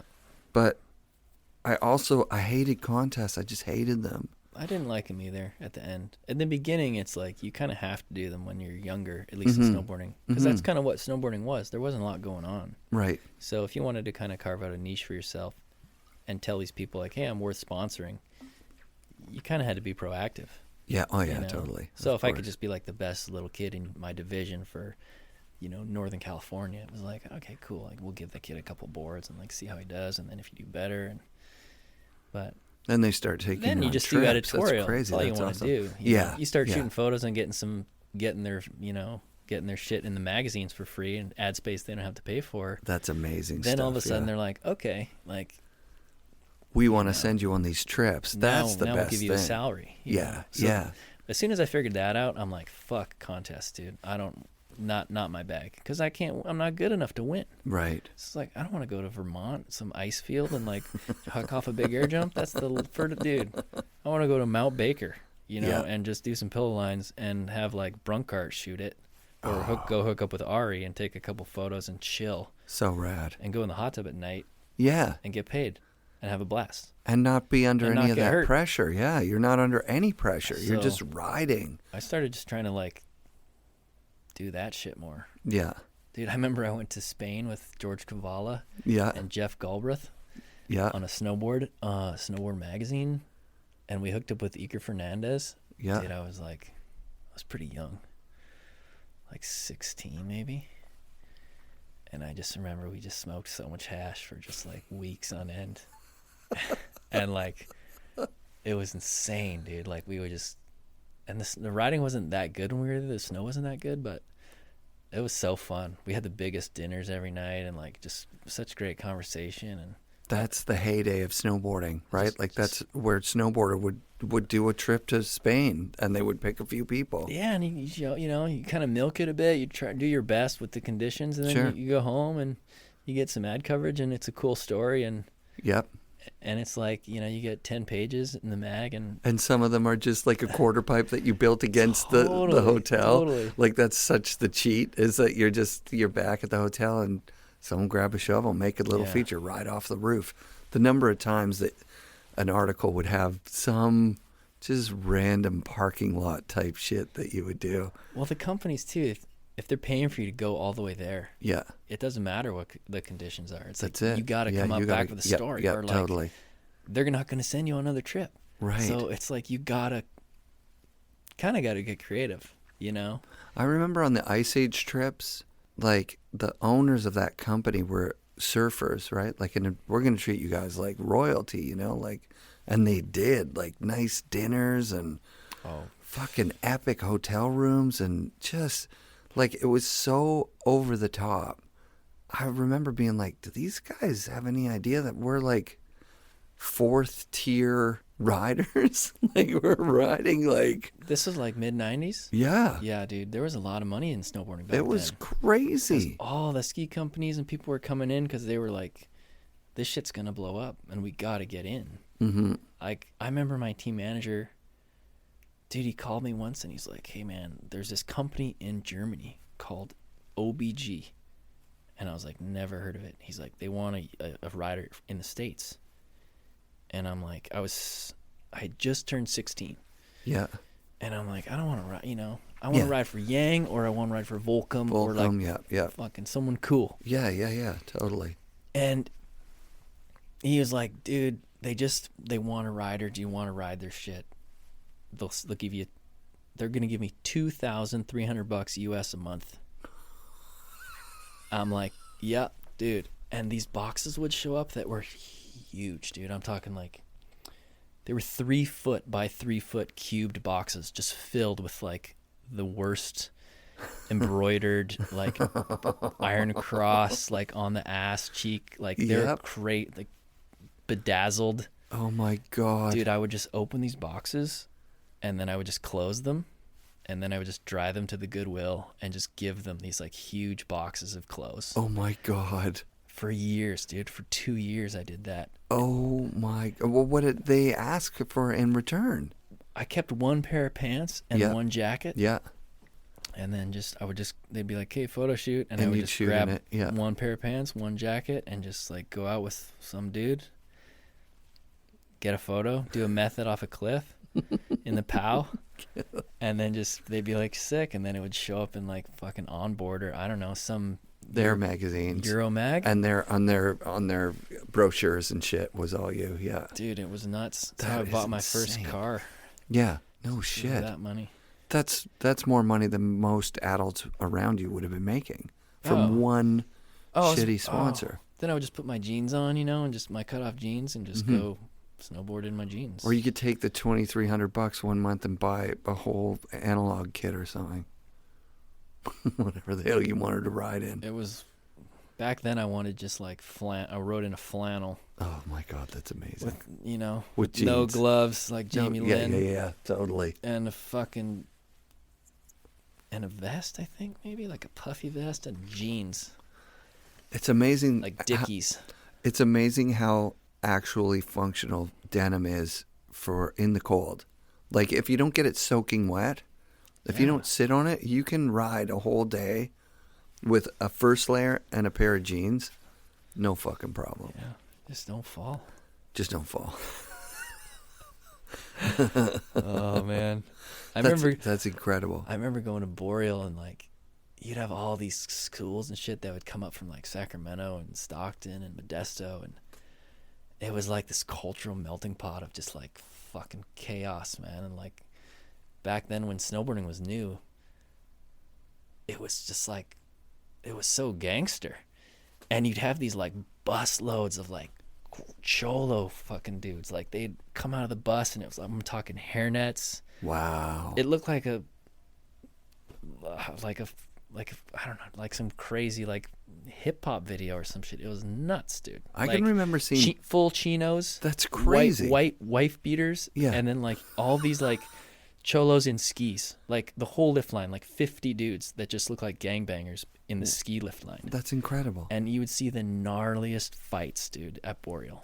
What? Because it's like, it was all these rivaling schools. So these schools would show up from SAC, and then you'd have a school that came from like South Lake Tahoe, Kings Beach or some shit. And they would just start beating each other up. Gnarly fights, dude, in the lift line. Like, I remember seeing people just get obliterated in the lift line. Like, it was like, for a ski hill, yeah, it had some edge. That's crazy. Yeah, it was gnarly. I remember the Black Flies stuff, like the Black Flies ads having stuff like that, but being, I didn't understand. I thought, is that tongue in cheek? Like, what are they, like, it looked like a party company. It didn't look like a snowboard company. And then they'd always sponsor like Crusty Demons of Dirt, and guys would be shooting guns and like exploding stuff. And like, I remember being I hadn't like, thought of those videos in so long. Yeah, I think Black Flies to me represented like people that I would be afraid of. Like, just, it seemed like they would do bad shit. I don't know what. Yeah. Well, back then you'd go to the trade show and like people would like live up to their shitty reputation. Be like, whoa, you actually will do some bad shit. Like they'd have like, dude, you remember going to ASR, like the trade show back in the day? Like people would have like hookers and shit in their booth, and like, it was fucking. Yeah. There was no rules. I also remember something about Tarquin Robbins and a fucking gun. He had a gun in the fucking place. But the hookers thing, that's real. Oh, yeah. Oh, that was fucked up, that they had hookers in the booths giving blowjobs to, like, buyers. Yeah. I was like, wow, that's next level shit. That's some next level marketing. I remember going to ASR when I was, like, underage. Yeah. It was fucked, dude. It was insane. Yeah. You're just like, this is... Being 17, 18, I can't imagine. It's like... You're going to get into some shit. Yeah, I was 20 when I went at first. And when I first moved out here, I was 20. And so I was too young to gamble in Vegas and drink, but they just serve you shit anyways. Yeah. Which was, I was like, that's great. Because in Canada, it's 19, so Yeah. I was used to drinking legally. Yeah. And then it was super weird to go somewhere where you couldn't, but you could. Yeah. And I was still a pretty good kid. I didn't get into any real bad trouble till maybe a year or two later. Then, because when you come back and you feel like, oh, I know what's going on here, and the show had toned down a lot, but we wanted it to keep going, you know. Well, yeah. Like back then, it's I don't know. It's like people obviously cared about making money, but definitely by a lot of their actions, it's like, holy fuck! Like you had no fucking. It's cool. I don't know. It's like the birth of our industry. It's so fucked. But There were a lot of people that did not care that much about making money, or if they did care, they didn't do a very good job of doing it, you know? Yeah. Just, some growing pains back then for sure. Yeah. But the love of snowboarding was definitely, when those videos would come out and shit, it was like... Yeah. I mean, you and I, obviously, we love snowboarding. It was hard. I don't know if you had this, but it was hard for me to watch, like, business owners and, I saw a lot of people that I just was like, fuck, do these guys even really ride? Like, I don't know that they do. No. Not like we did. I'm not trying to say, because I didn't ride at a professional level, but I've been obsessed with it since I started, Yeah. And I lost it there for a couple of years because other things get important. And when you have kids that are young, it's really, really hard to get onto the fucking hill. Yeah, sure. And then I don't even count the days where you bring, a 5-year-old to the hill. That's not a day of snowboarding. I gotta pee. Okay, let's get you there. Dude, when you read, it's so funny, like, how easy it is to be proactive about certain things, and then you do read something, and it just can, like, I don't know. It's like you think you got it. Yep. And then you just kind of take a step back and you look at your whole kind of procedure, and you're like, man, if I just tweaked just this one little thing and this thing at the end, I'm dialed. I got it. But it's. How did you? Okay, so like on that note, how did you approach like snowboarding and tricks and shit? Did you dissect it in that kind of way where you're... No, because I was never that good at doing all the tricks. What? Like, I couldn't, some snowboarders are so technical, but they just have shitty style. Sure. You know, it's like, it's like, cool, dude, you're good, you're talented, coordinated, whatever. You can win a contest. But, like, no one wants to watch you do what you're doing. True, yeah. So it's like, I don't know. When I started snowboarding, there's no half pipe. There's no slope style course. Right. There was just the mountain. So you just go and shred and you just jump off everything. And you just I just love to turn my board. I really wanted to be good at turning my board. I'm not talking about side sliding down the hill or like getting ready to hit the jump. It's like back when a lot of the boards in the early 90s, the side cuts were like fucking huge, man. Like they were really hippie boards. So if you weren't on edge all the time, when your board was flat based, it was always like catching on the cat track. You know what I mean? It was like hard to kind of. Yeah. You couldn't be like a lazy snowboarder. You'd fall. No. You'd catch your edge. Yeah. People don't really get that now. Like now you can just go flat base and the boards aren't as grabby as they used to be. No, absolutely. They're way more forgiving. Yeah, well, that camber, the reverse camber thing takes that right out. Boards back then, the camber was huge and the hips were really big. And they were really sharp, like sharp hips. Yeah. Yeah, you would have, I remember that, going down long cat tracks and you'd always have to be edging. You'd have to be like initiating a turn. 100%. And same with the board, since the board had such a steep side cut, if you didn't initiate a big turn, the board didn't really ride good. Yeah. Like the board wanted to be on edge, like a fucking race board. Yeah. So like, I like to ride like that. I like to carve my board like really steep. Did you ride with Warburton, Goodwill, Rob Morrow? Like, those guys ride fast, right? With Rob, I did. I would sometimes. Never Alex because those dudes were like, they probably had 15 or 20 years on me. Yeah. So, but Rob would always go on a lot of the team trips. And if we did a team trip, usually we'd go somewhere rad, like Colorado, and hopefully just ride POW. Dope. So it's fun to follow him. Yeah. I still had a shitty little board with no, I was like, fuck, whatever. Yeah. It was hard to float, basically. Sure. And keep up with the big dudes. But, yeah, man, like you'd watch someone ride, especially Rob. Like he's a great snowboarder. He knows how to like use his board really well. Mm-hmm. Same with Billy Anderson. He can really ride a snowboard like extremely well, man. Like a lot of people aren't good at riding their board. They can do all the tricks, but like, they can make it to the jump and snap one and do it. But like when it comes to just like ripping a tree line or like doing some really nice tight turns, right, people just fail. Right. That's why a guy like Devin or a guy like Jamie Lynn, if you get the chance to ride with someone like that, you're like, dude, go ride like Baker with Tucker. Oh, and shit, you're like, yeah. Dude, like guy will like, you could be great on your snowboard, guy will just leave you behind. Yep.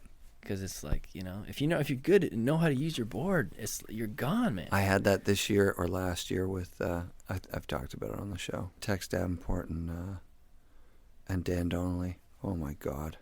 They're in their 50s now, I think. And they ride so fast at Mount Baker that you can be good and you can't keep up. You can be good and you wouldn't be able to keep up. They know where they're going and they ride super fast.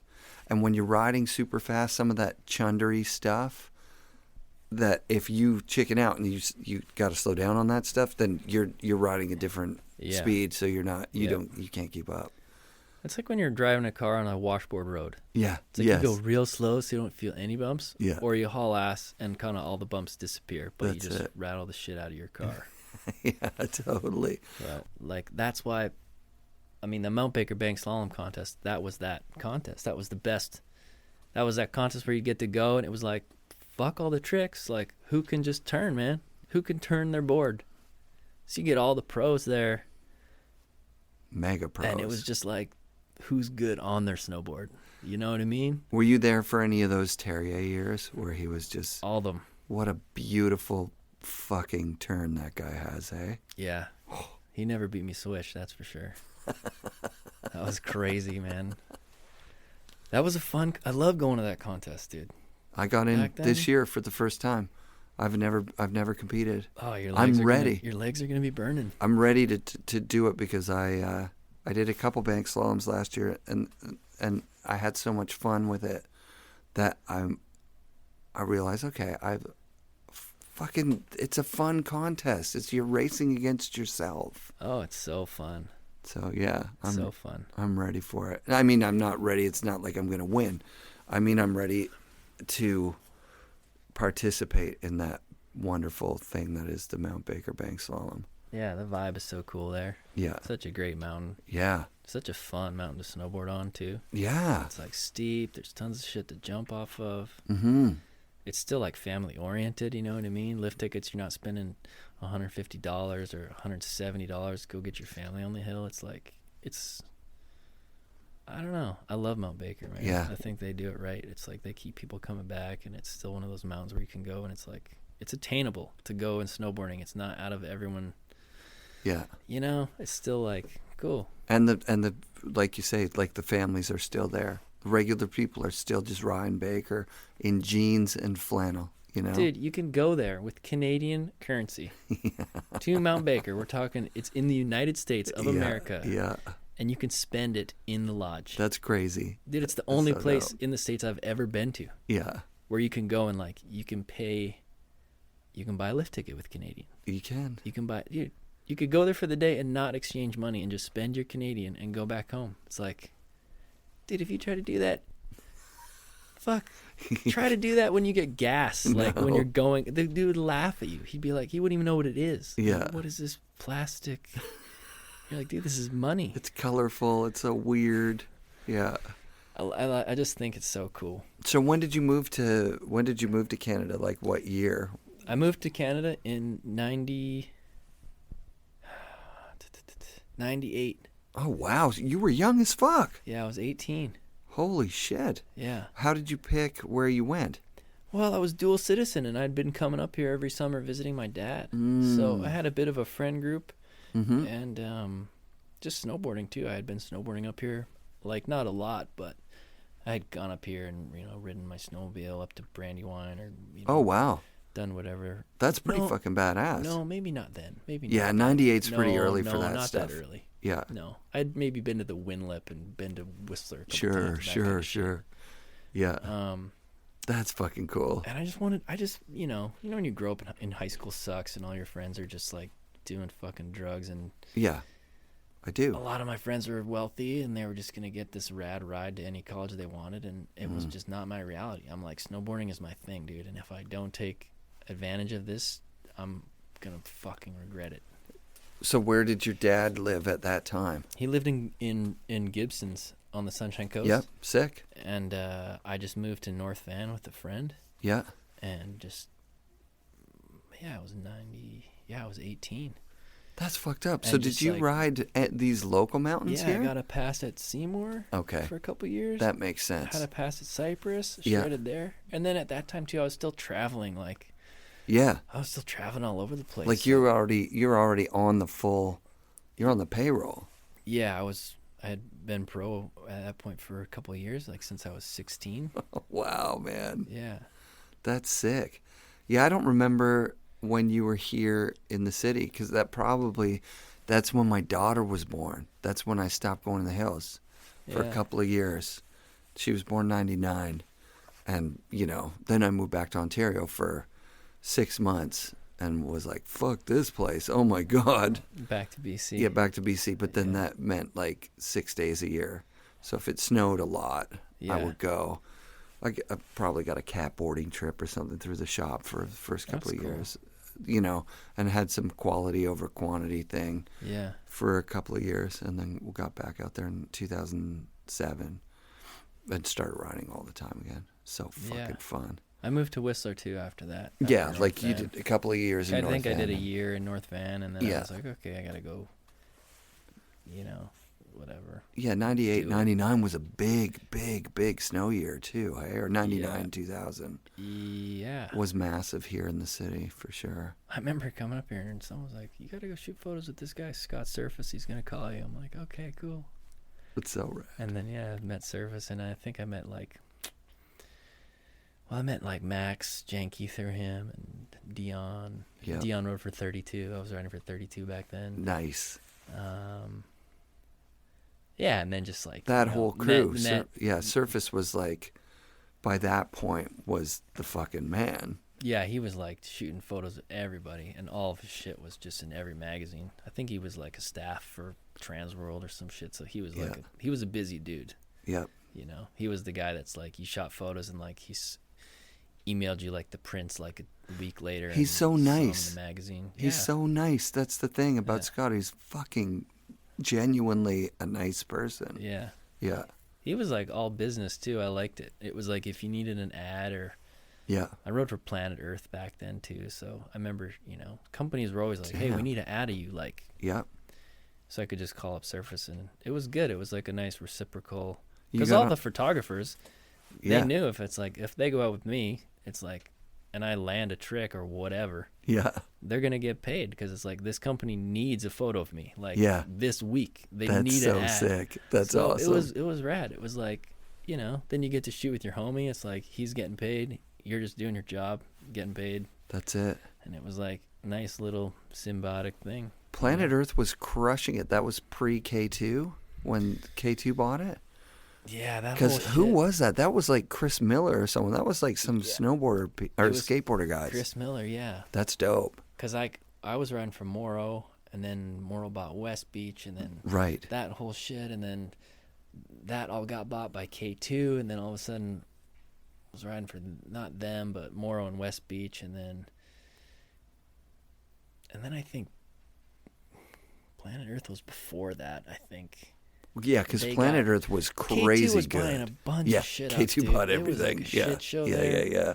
Like, we never, yeah. Planet Earth was, I can remember we sold that stuff, and it was good. It wasn't the most technical as far as like waterproofing went, but it was really good styles, if I remember correctly. Yeah. Maybe we only ordered the stuff that wasn't super waterproof, but Yeah, I remember, like, did Twos ride for them? J2? I think so. Yeah, I think. Yeah. I don't remember who got me on the team. They were back a then, heritage brand. They're a good fucking. Yeah. They bought ads. They had 2-page ads. Those Yeah. guys all the time. I rode for them, and I rode for Dakine forever, man. Oof, that's a good company, I love man. their gloves and all their shit, all their board bags and stuff. Everything. Yeah. So you traveled with all their stuff. Yeah. And Yeah. then I rode for Oakley since I was like 11 Oh man. until I was like 25 or something, dude. I That's rode for sick. Oakley, like, And Oakley pays good, right? Like they paid pretty good.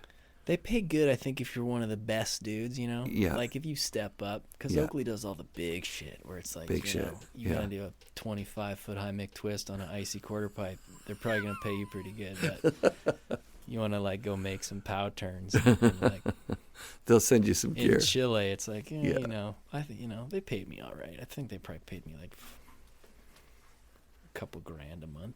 See, still like It all added up, you know, just like No you shit. sell off little body parts and shit. Like I Yep. did 32 and Etnies, that was a collective deal. Mhm. Oakley, and then your board company, and then your gloves, and then it just got even more. Who were your gloves? particular. Dakine? Dakine. Yeah, those fucking gloves are awesome. Yeah, I just rode for them forever. That was it. That's, Yeah. I think all. What was your glove with those guys? You ride those Bronco? I always had the mittens. I was always a mitt Oh, kind you're a of mitt dude. guy. Sick. Yeah, I always liked those mittens.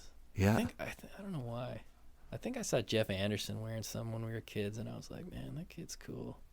Yeah, I went from don't ride mittens. mitts. Like when I was a kid, we had like there's a place in Canada called Mark's Work Warehouse. Oh yeah, dude, I love Marks. Mark's has those big leather gloves. Yeah. And so we rode those. I mean, I did, and then my buddy started making them like himself out of leather. It was crazy. Dude, you remember the combi lobster claws? I Those had them. ones? I had them with the disc. Those It ones was were- like this. Those ones- They weren't like a trigger mitt. They were Oh. like this. Those ones were so sick. Oh, dude, I had those. Those were fucked Yeah. up. And they were long, too. They had a really long gauntlet. Yeah. And then from there, I think somebody was like, OP2 made dope shit. Oh, yeah. Those like the big blue ones that you'd have to like pull the The drawstring. and drawstring drawstring sinks, was yeah. like 9 inches long, like hanging off your forearm and shit. Totally. That was one of the worst things that ever happened to me in snowboarding was I had a jacket that was like a pullover. I love anoraks. And it had like the drawstring. And it was so big, I remember I'd drawstring it up and then let it fold over itself. You know what I mean? It was that big. And the drawstring was hanging out on a chairlift. And when I lifted up the bar, the little thing got stuck. And it pulled it. And I can remember looking down, it was ripping my jacket along. And I was like, no, my jacket. And then it snapped back and hit me right in the dick. And I was like, oh, I just like fell on the ground. They're like, you can't lie there. I'm like, oh, fuck. I was probably 15. And I was just like destroyed by this fucking event. And I thought, it was early on in riding chairlifts for me. I was like, is this going to happen all the time? Like, holy fuck. Shit hanging off you. You just have like stuff dragging all the time. Your pants would rip. They still do. My pants still rip like crazy. And you just got like, you know, a cuff that's held on by like some crazy whatever. Dude, I loved the gear back then. It was so good. Yeah. I was like, oh, just the fuck. Like remember the early Burton pants? Yeah. That had the crazy different colored knee pads and Yep. shit? Burton freestyle pants. I Yeah, had a pair. They were dope. Remember, did you have those when they had the full zips down the sides? Those were really cool. No, had I those. didn't have those. They had knee pads that you could take out. Yeah. They had knee pads you could put in and take out. I had a silver pair of bibs. I was like fucking so stoked on them.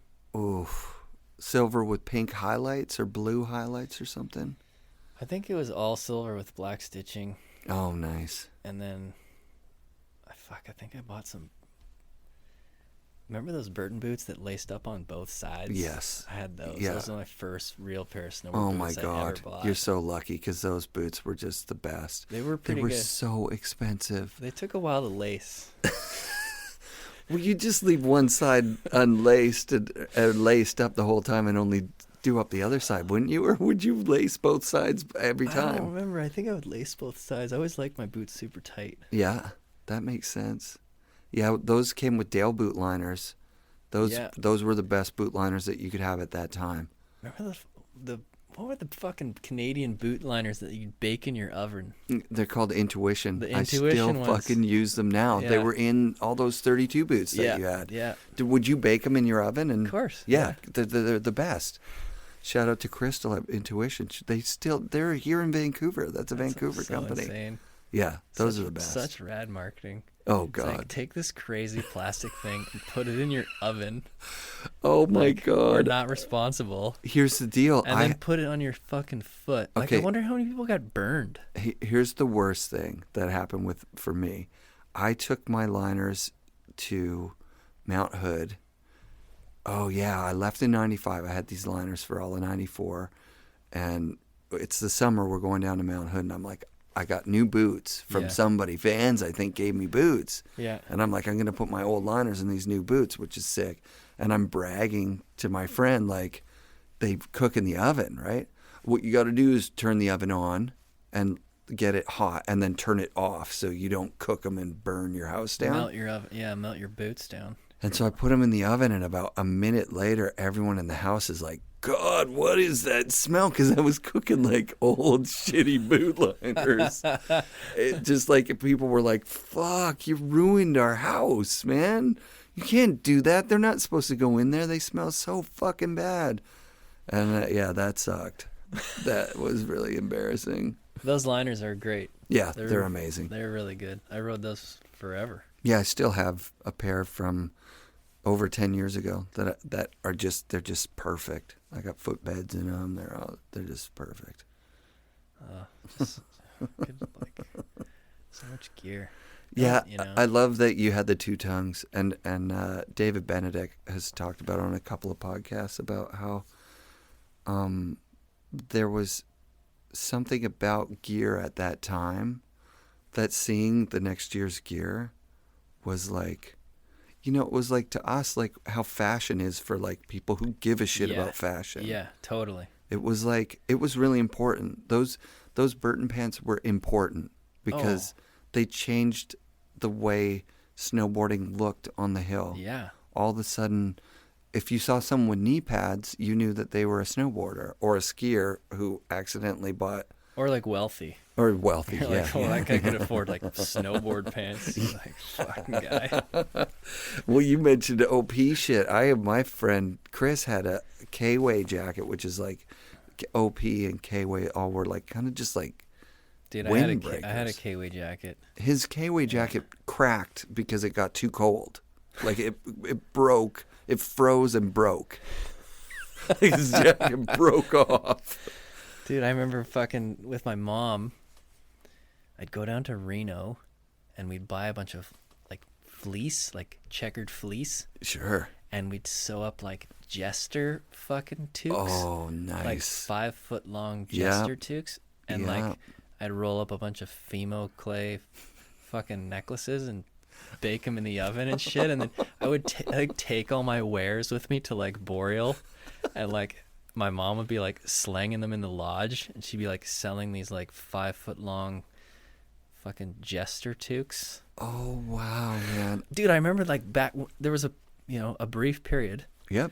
where it was like that style was dope. That was in. Whoever rocked it, like Chris Roach or some fucking person It was way Mike back, Jacoby. you'd see some rad like Like, in a video pretty much the year before. You'd see Salaz, some right? Like with those Mambo socks. I remember trying to Exactly. figure that shit out. Like, Exactly. how do you make one of those? Because I'm sure as shit not paying $40 for a fucking Mambo sock because I couldn't afford it. Yeah. And you couldn't get them in Canada. Like, what the hell is Yeah. that? What's the physical thing? I know the style thing was funny. Yeah. But- like The shit that would be hot one year, and then the next year it'd just be Oof. like, you'd be like, whoa. dude, baseless bindings. Oh man. Yeah. You had to have them that one year, and then the next year, if you still had them, people would be Your like, heels were bruised enough, you'd be like, okay. Did you ever do double cant? I only had canting in the back. I only canted in the back. Yeah. Did you go duck foot, or did you ride like? No, not until I moved out here. Not until I always not rode until Euro. Devon. Yeah, Both yeah. forward. Yeah. I could never do that back when kicked out. I said to Terrier something about the Euro stance, and he was just fucking shredded me. He's like, first of all, I'm not European, I'm Scandinavian. Second of all, what the fuck are you talking about? I'm like, I know your stance.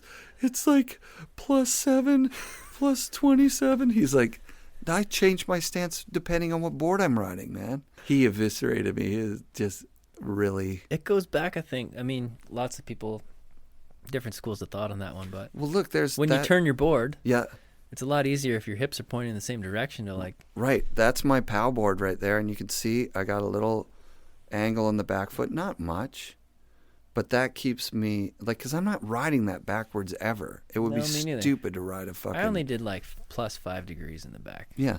Just enough to like... My knee didn't feel like it was going that way. Right. And then it turns you... as soon as I saw myself riding on that board, I was like, wow, I just look way smoother. Yeah. I don't look as like I'm fighting that back leg thing. Were you still snowboarding professionally during this Instagram shit? Like where the bottom fell out of videos and all that kind of stuff? No. What was your last year competing or professionally, like getting paid and doing the snowboarding thing for your main job? I was just trying to shoot photos with Joel Fraser. I was riding for CAPiTA. Yeah. That's a great company. Yeah. I was like the second dude on that company, I think. It was Seth Hewitt? Yeah. And Jay Brown and Seth Hewitt. And Yeah. Blue Montgomery, who started it. Yeah. Blue and Jay. And then I forget what was going on. Burns had to be in there too because he said he was in there pretty early. He was pretty early. Yeah. First dudes I think were like me and Seth were really the only two, and Jay. Yeah. We're like the only riders for. And Jay was so quirky as an artist, but like and so much soul. He was so in sick on a snowboarding. snowboard, dude. So good. So sick. So good. So like a cat. Mm-hmm. You know. Like a Burton guy. He was a fucking A-list That's Burton what I mean. guy. Yeah, he was one of those dudes that was getting paid. Yeah. But fuck, man, I loved riding for that company. But snowboarding, I don't know. I wasn't as stoked on snowboarding. I didn't have a crew that I went with anymore. Oh, okay. And I was having a hard time connecting with people in snowboarding. Gotcha. I was doing lots of graffiti and I was riding my bicycle a lot and I wasn't partying a lot, but I was just getting outside of snowboarding a bit and I was kind of experiencing life. I was in Vancouver. I was a younger kid in my early 20s. Yeah. I had been snowboarding like professionally since like I was really small and I'm like, I just really wanted to change and I wanted some structure and I had never had that. And I'd always been able to do whatever the fuck I wanted to do. Like didn't go to, I just felt like I was like, I kind of wanted a real job. You were starting to stress a little bit about the fact your mom did your last year of high school and you're like, wait, fuck, I'm going to get to the middle of my life and not have a real job and I might be fucked out here or something. I was a saver. So I bought a house in Vancouver when I was 22. Wow. Holy shit. Like on Main and 20th. Wow. Yeah, dude. Oh, you couldn't have picked a better place. Oh my God. It was insane. The neighbor walks in. Yeah. First day he walks in. He's like, "Hey, how's it going?" I'm like, "Good." He's like, "Your parents around?" And I just smiled. I was like, "Dude, I'm your new neighbor, bro." It's like, he was such a rad guy, that dude. We partied so hard with him. He had 2 younger kids. Rad. And we fucking raged with that guy, dude. It was so fun. That's incredible. We had a house party one night, and I tried to get him to spray paint his whole family's name on my wall because if I opened my blinds and he opened his blinds, his dining room table looked right at my dining room wall. No way. It was insane, dude. He was such a rad guy. Actual Main and 20th? Like, because that's really close to where we're at. Prince Edward Yep. and 20th. That's incredible. Yeah. Those houses are millions of dollars. It was called the Rainbow House. Oh, that's so sick. I went to Japan and all my roommates painted my house, dude, like a huge rainbow. Like the outside. The whole exterior. I'm talking handrail, stairs. Yeah. Portions of the sidewalk. Dude, Unreal. they had these Jehovah's Witnesses. They painted our whole handrail pink. They came for 2 days and took their suits off. Yeah. It was wild, dude. It was a wild house. We buried so much pornography in the walls and shit, and like we had some crazy seances in that house. It was beautiful. Wow, man. But That's so close to here. That's so fucking awesome. It was fun. Yeah. It recently sold for 1.8 million. Yeah, 1.8. That is fucking crazy. On another topic. Dude, I bought a house when I was younger. Yeah.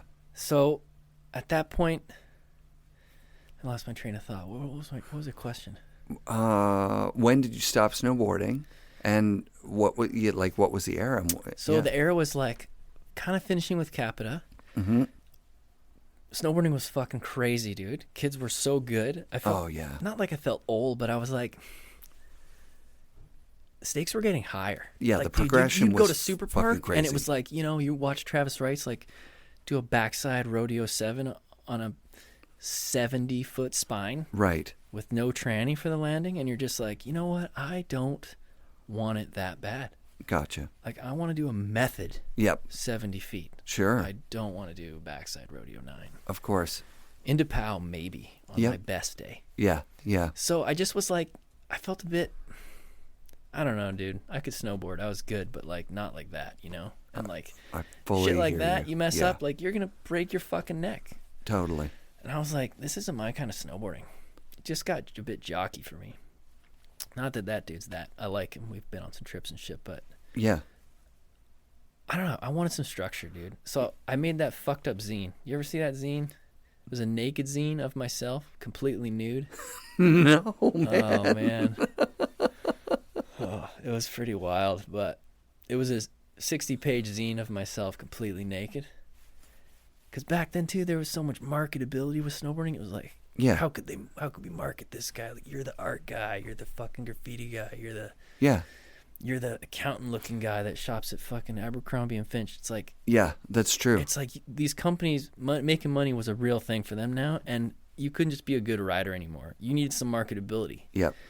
And it was shitty. It was like, you know what? You should just be good at snowboarding and be a good person, and you should be able to pull it off. But it wasn't like that anymore. And it just...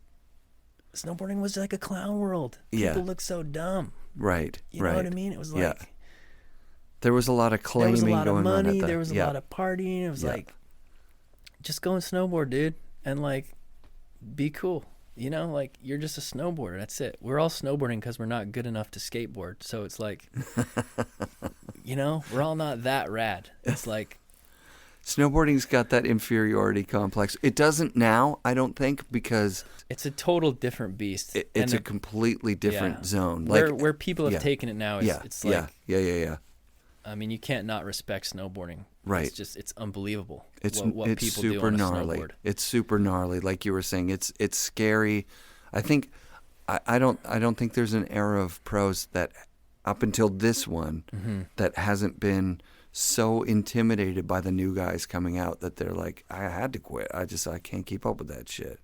Like everyone, like I heard Kevin Young say it, right? Like, well, I mean, he got right to that edge of where he's going, this is scary now. It's not fun. Part of your job as a professional snowboarder, I mean, back then and probably even to date, more so probably to date, is competition. It's like you're there to market someone else's shit. It's like people aren't paying you for no reason. They're paying you because you're a cool guy and you're going to generate sales. Yeah.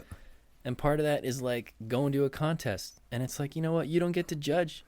You don't get to say, hey, I want a smaller jump, or like, it's icy today. Yeah. You show up with every other dude that gets paid out the ass. And it's like, this sucks. And that guy just did a backside fucking 9. Switch. And you're like, I don't care who you are. Like, is that fun? No, that's a job, dude. And it's like the stakes are high. Yeah. So I think if you're not ready to operate on that level, you need to be pretty real with yourself as a professional and a human being and be like, dude, if I'm out here, I'm going to get hurt. What does that moment look like for you? Like, are you at a contest and you're like, fuck, I'm not doing this? Or are you taking an inventory of your life? You're saying, okay, snowboarding's been great to me. I have this leg up to start a life of what I want to do. Like you say, this real job. Did it kind of come to you out of the blue, or did you have to go to school and you're like, I'm going to be a carpenter, and you go to fucking BCIT or something like that? I had been snowboarding long enough to where I was like, doesn't happen overnight. Like, you can see kids getting really good, and Gotcha. and you can also just, it's not like you're not good. It's just you're not into it. Mm-hmm. And it's like, you know what? And when you get older and you turn into more of an adult, you can be like, you know what? Your team manager could say, hey, you should go to this contest. And you could say, hey, I'm not going to go because that contest sucks and I don't like doing that. Right. Fuck it. And And like, I'm going to go ride POW and get a photo in a magazine instead. Right. And if that works, if that's your relationship with your snowboard, you know, with your company, that's rad. Yeah. And if it's not, you're probably going to get fired. So for me, CAPiTA was supportive, but at the same time, I'm like, I just want to do something different, dude. I've been snowboarding a long time, and like, I want to do something else. I bought a home. Yeah. I felt pretty financially secure. Mm-hmm. I loved riding my bicycle, so I opened up a bike shop. That's the bike shop we were talking about at Yeah. because, okay, so Called Super Champion. So we're talking about a spot in Vancouver that is basically uninhabitable. Like, people from LA would be like, you know, it's like Skid Row or whatever. It's adjacent because it's like down but I mean, the other businesses on the street might sell like cigarettes, singles. There's one corner store there. Yeah. Yeah. Yeah. And then there's number 5 Orange, which is on the which is a other strip end of the club. block, Yeah. which is a strip club, and then that's it. And then in the middle of the block, there's like a low-income housing. Mm-hmm. It's pretty rugged. Did you have that around the time that the crack pipe was around the corner from that? Yeah. Sick. Yeah. So did Yeah. you skate? You get to skate Yeah, I that? skated the crack pipe quite a bit. That's so Not a fun. lot, but a couple times. Yeah, when it got really long, like once he added that end, Yeah. holy shit, that was that was like snowboarding on a skateboard, actually.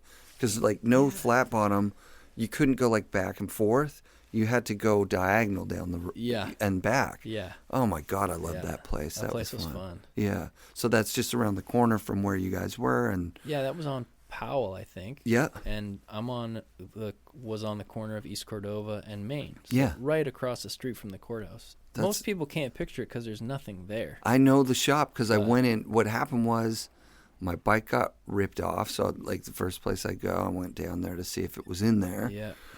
And then I got the story from whoever was in there. It might have even been you. And you're like, no, we got good bikes here. And, you know, tell us what your bike looks like. And if it shows up, then we're down to, like, because I had that shot from 2000. I got the space in 2006. yeah, that would have and been right in the thick That's of it pretty for much me. when I kind of stopped snowboarding around. Yeah. You know, when I was about 26. Yeah. And then I sold it in December of 2010 to my employee and his business partner. Dope. Yeah, and it's still there. Yeah, it would have been when you were there then that I would have gone in there. That's cool. Yeah, and like just it was cool. Like you guys had a lot of bikes. Kind of. I mean, I look at the photos now and I didn't, but I mean, it was, I don't know. It was like I loved riding fixed gear bikes. So you know, I sold tons of track bikes and we did I loved vintage bikes, man. Like balloon tire bikes and old cruisers and shit from the 30s and 40s and 50s. I had tons of old bikes, like all the way from early teens, like all the way through the 40s, 50s, 60s, tons of old vintage stuff. That's so I just sick. was a bike, and I just lived and breathed like bicycle collecting, man. I loved it. I go to Washington, I go to swap meets. I just loved riding a bike. It was so cool. I loved working on bikes. People would come in there all the time with stolen bikes and try and dude, all the time. unload them on you guys, huh? Yeah. Like, yeah. People because also that's- were cool in that neighborhood, though, too. I mean, I think that some of the nicest people I've met You know. are people that just kind of hang out. yeah. And they don't have the best fucking situation going on down there. But I fell asleep down there when I was face down with my wallet sticking out of my pants, and I woke up and it was still right there. Yeah. That was on Hastings. There's a lot of dysfunctional shit going on down there, but Yeah. for as dysfunctional as their whole scene is, they have a huge sense of community. Big that time. People Yep, kinda, they look out for each other. You know, I watched people walk in the middle of nice. the road and drag someone out of the road and prop them up on the curb. And, Yeah. you know, for all the years we were there, I mean, we had no issues, dude. Like, That's people dope. think, I remember people coming in being like, you got a suicide. Like, there's no way your business is going to work here. You're insane. How did you even Never get even got that? a broken window, dude. Oh, that's so sick. It's like, you know what? That's awesome. How fucked is the neighborhood? It's like, Yeah. you know, people, if you let people come in, use the pump, use a tool, Totally. respect them. Totally. Dude, I have people come in like just crazy shit. Give me knives, give me bats, Wow. weapons, dude. I gotta go to court. Fucking covered in blood. Right across the street from the courthouse, right? Some people, Dude. hey, hold my bat. You know, like, oh my Dude, God, dude. this one dude came in. It was my employee Nick was working. Huge guy. He looked like Bald Bull, like the wrestler. Yeah. Who had like fucking suspenders on and shit. Yeah. Dude, he like takes his looks at himself in the mirror, rips his shirt off his body, puts on a Super Champion t-shirt, extra small, like so small, dude, like could barely get it on. Pays with a 50. Then asks my employee for the serial number off the $50 bill, muttering the whole time, fuck my mom, fuck my dad, fuck my life, fuck it. Reads the serial number to the dude. The guy repeats the serial number over and over and over again, yelling, fuck my mom, fuck my dad, fuck my life. Goes behind, like we had like a little nook behind the door when he walked in. It was like about 12 inches wide, just kind of where the door swung. Yeah. And he goes back there and he just fucking like looks at my employee in the eye and peels a hard-boiled egg and just drops the shells on the ground and just looks at him with this crazy extra small Super Champion t-shirt on and then leaves, dude. Like the crazy dude. Wow. I'm like, was washing the windows one day and I look and there's a dude squatting at the meter making eye contact with me, but he's actually just looking in the window because there's a kind of a reflection. Yeah. Just shitting, dude.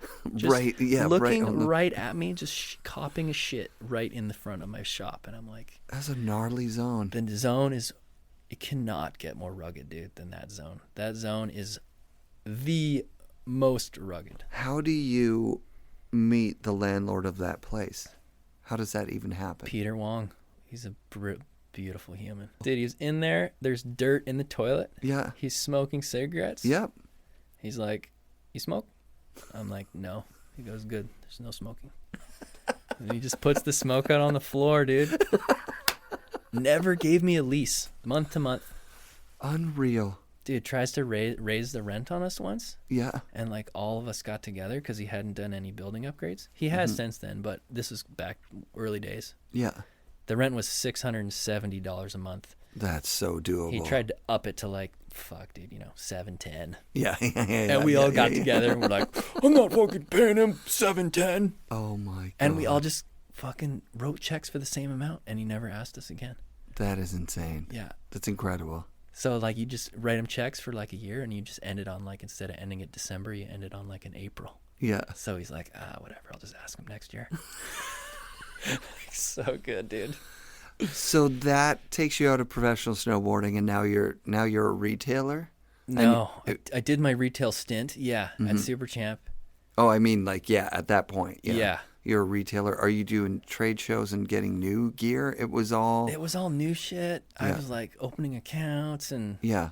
that was some good life skills, Sure. I had to like do payroll, get a loan, pay fucking the government, this and that. Yeah. Get a PST, GST number, sign up for WorkSafe, all that bullshit that just drowns a small business. Totally. And as soon as I was doing all that shit, I just realized like having a real job sucks. Retail makes me want to fucking kill myself. Agreed. Especially this neighborhood's rugged. It's rad, but Yeah. after a couple of years, I was pretty worn out. I was like, whoa, dude. Yeah. Like there's like blood on the bike pump every day and shit. And you're just like, fuck, like, dude, people down there are rugged. I'm like, They're rugged, okay, yeah. this is like, I'm tired. And I'm like, should have just fucking milked it in snowboarding forever. Should have just fucking rode that wave, dude, till like I was 50. Yeah. Some people can. I mean, I had so many hookups in snowboarding and like I should have just got a job in the industry. I would have loved it. I don't know that you would have. I don't condone that. I don't know. Team manager though? I think Maybe that you not. would hate it. Maybe I would totally hate it. Think about that. Like I don't get know. a team manager right now is managing people's likes, bro. You know what? How many followers does this guy have? Yeah, I And couldn't do it. hey, you're not posting enough right now. Your posts are a little bit soft. We're talking about That's when you got to bringing come out someone with else that on. naked zine. What the hell was the naked zine? What Dude. was it?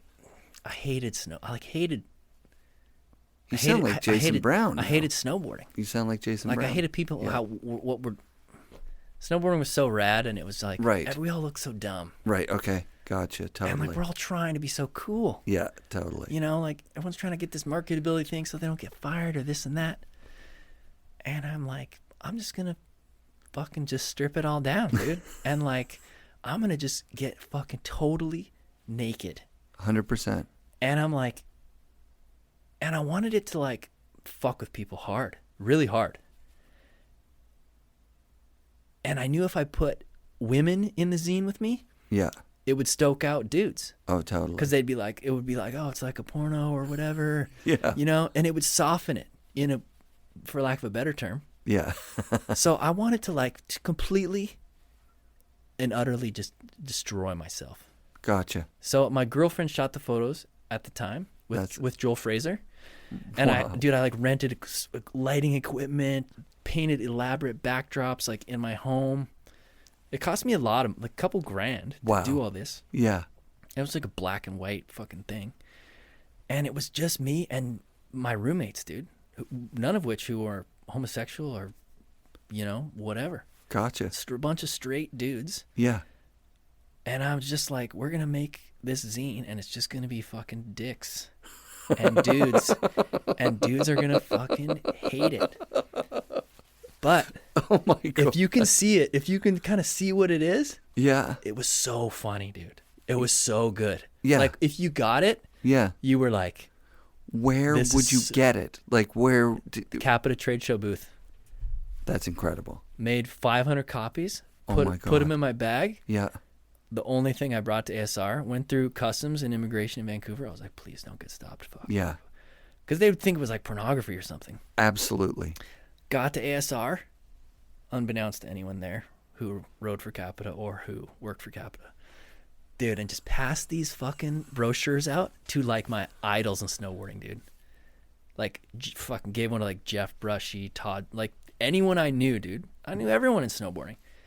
I just sat there and people were like, oh, I'd be like, hey, do you want to copy my zine? They'd be like, yeah, cool, Ty. I'd be like, don't say cool yet, man. Haven't seen it. And they like open it up and it's like, dude, the first spread was like, dude, it was like me doing like a jump shot completely nude and my dick was like flopping in the air and it was like vertical, like the tip was just like pointing right at you. Dude, it was wild. It was crazy. Because I just was like, fuck it, man. This is how cool I am. Like, That's bizarre and intriguing, and like I'm fucking proud that you did it. Like that's sick as shit. But what the fuck happens after that? Like, what does CAPiTA do? oh, dude, some crazy people came up to me and said some awesome shit where I was like, dude, you've just been exposed. Like, I blasted you. You're exactly who I made the zine for. Cool. Like, this one dude was just like, being gay Yeah. and being gay, being a homosexual will never be cool and never be a trend. And you have singly ruined CAPiTA Snowboards. And in 6 months, CAPiTA will go out of business. And I was just like, yes, dude. Like, I'm so stoked I gave you that zine. Because I'm like, you've just like exposed yourself for Yeah. how fucked you are. Totally expose yourself 100%. You know? And the people that got it were like, Ty's on some weird art shit, like it's fucked. Right. Dude, there was this one shot where I was walked out of this sauna and my brother's dog, dude, was just licking the tip of my D, but he hadn't yet, but just his tongue was just about to touch the tip. Dude, and the dog's name was Nipper. Oh, dude. And the sauna was called the Hot Haws. And the quote, the caption was Hot Haws with Molly and Nipper. Oh my And it was God. it was beautiful, man. It was a beautiful photo. How long did it take you to was- make this book, this zine? 2 months. Like 40 hours a week, kind of like working on it, getting the layouts, getting the... Yeah, I still have all the hard copies. I want to do like color edition. Wow. But like maybe with clothes on. I don't know. No, man. No way. But like, I mean, like, sure, whatever you want to do, but I gave it to friends to color on. It was like nothing was digital. It was all cut and paste. yeah, So analog. yeah. This is your analog. So it was just deal. like a bunch of photos I took, and then Yeah. like we collage shit, and I'd give it to certain artists I knew in Vancouver, and they'd like, I don't know, it's just like a cool collaboration project. That's on fucking like so dope, dude. just being like, That's some brave ass shit, I don't man. know. See you later, snowboarding. Unless you got a giant dick, then that's not that Dude, brave. that's the thing with this shoot. I wanted to blast people. So like, dude, before I would fucking get photos taken, I'd like fully ice my cock. So I wanted my dick to just be like the smallest shriveled up thing. Like, I wanted just to be like, this is how self-confident I am. Yeah. Like, cool, man. Check my fucking marketability.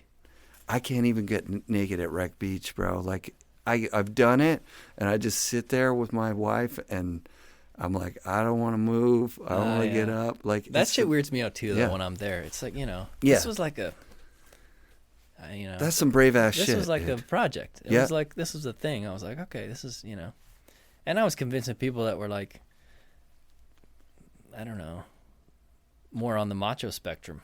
Yeah, totally. They were just close friends of mine that backed me up. That's so dope. they were like, yo, man, let's like do this.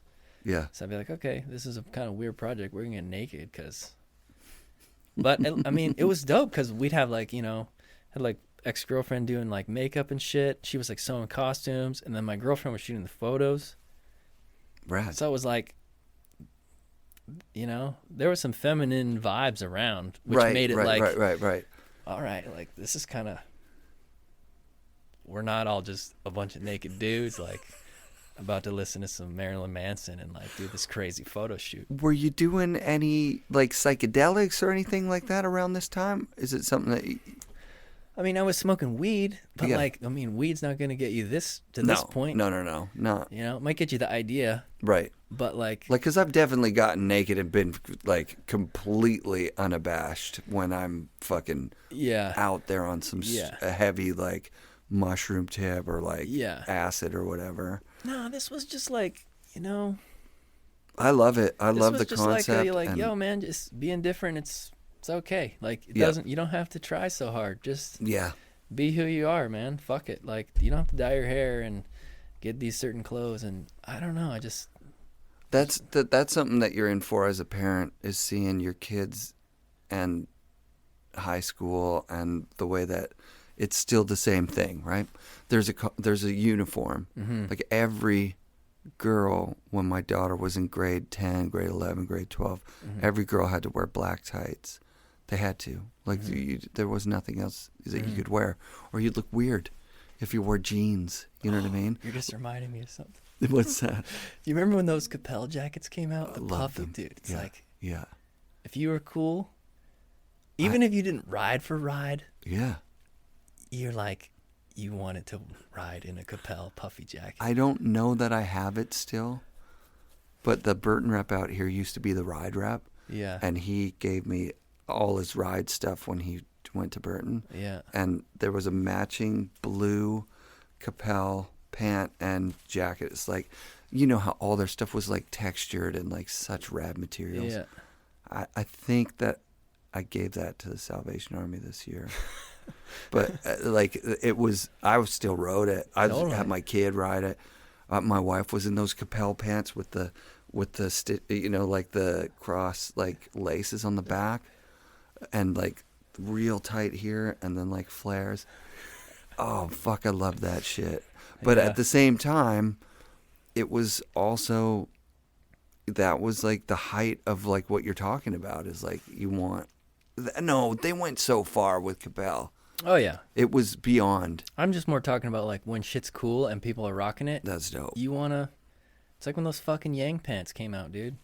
And it's like they took a whole bed sheet and made one pair of pants that you just had, it was brief, but it was the thing where you're like, yo, they make the biggest pants on earth. West Beach had some pants that were big when Devin joined, and Yeah, they were so big. You know, it's so like, big. yo, I want to look like a clown too, like that guy. Yeah, It's like, yeah, you yeah. just, you do, man. I don't know. That's fucking rad, dude. You know what? I've kept you here so long, and this has been such a fun interview. It's gone all over the place. You live in town. I want to have you back as a guest as often as you want to come back, dude. Yeah, dude. This is fun love as fuck. to be here. Yeah, and you'll have to keep us up to date on what's going on with you being a dad and the frustrations and the. Oh man, It's this is such a fun medium because people just pop this shit in their headphones when they're doing shit that's boring. You know what I mean? So they just listen to us gab. People are going to want that zine. Do you still have copies of it? I do. Well, I think I got like 2. That's it. You don't have like a stack. You have to do a second run, man. Tell people to hit me up. I'll have to make them one. Yeah, that's dope, dude, because that's some real shit. But you might not like it. I think you're probably not going to like it. I think that's kind of the point of it, isn't it? Yeah, if you like some shriveled up D, you're gonna love it. You're going to Well, you're going to have to judge from the DMs, like if the guy's going to love it or if it's a girl who's going to like it. Or if it's It's creative. yeah, that's dope. I love the If you got a good sense of humor, it's so funny. Oh, that's fucking awesome. Did Jason Brown see it? Because he's that guy. Oh, he loved it. Yeah, he would. I mean, love he loves fucking with people, so it. That's his thing. if you're gonna blast people, dude, like, you know, what? I just got naked. That's all I had to do to blast you. That's what I told people. I didn't have to dye my hair or anything. I just got naked. Well, there's a history of guys getting naked at contests and shit too, blasting people. Dude, Jimmy Holopoff. Remember when he got? I was there. That was my home mountain. Come on, Dude, you were there. You've been there for so many rad things. That was my first big air contest I ever went to, dude. Oh my god! And local ski patrol just tackled that dude. Tackled him. Oh, that just made it in the movie. Shredded his D on the ice. It just was like, see, his turtle was running for the shell back then. He was going for it. Yeah. Icy, cold, naked, big air. Unfucking believable. Jimmy Holopoff, you're the man. I've talked to his wife about getting him on the show. She's like, yeah, but I haven't heard from him. I'm going to Tahoe. You're going to have to help me. I'm going to California December 7th to the 22nd, and I'm just like tracking people down. Dude, I just went to a wedding. I went to Andrew Forgash's wedding. Yeah. And saw like a bunch of old friends.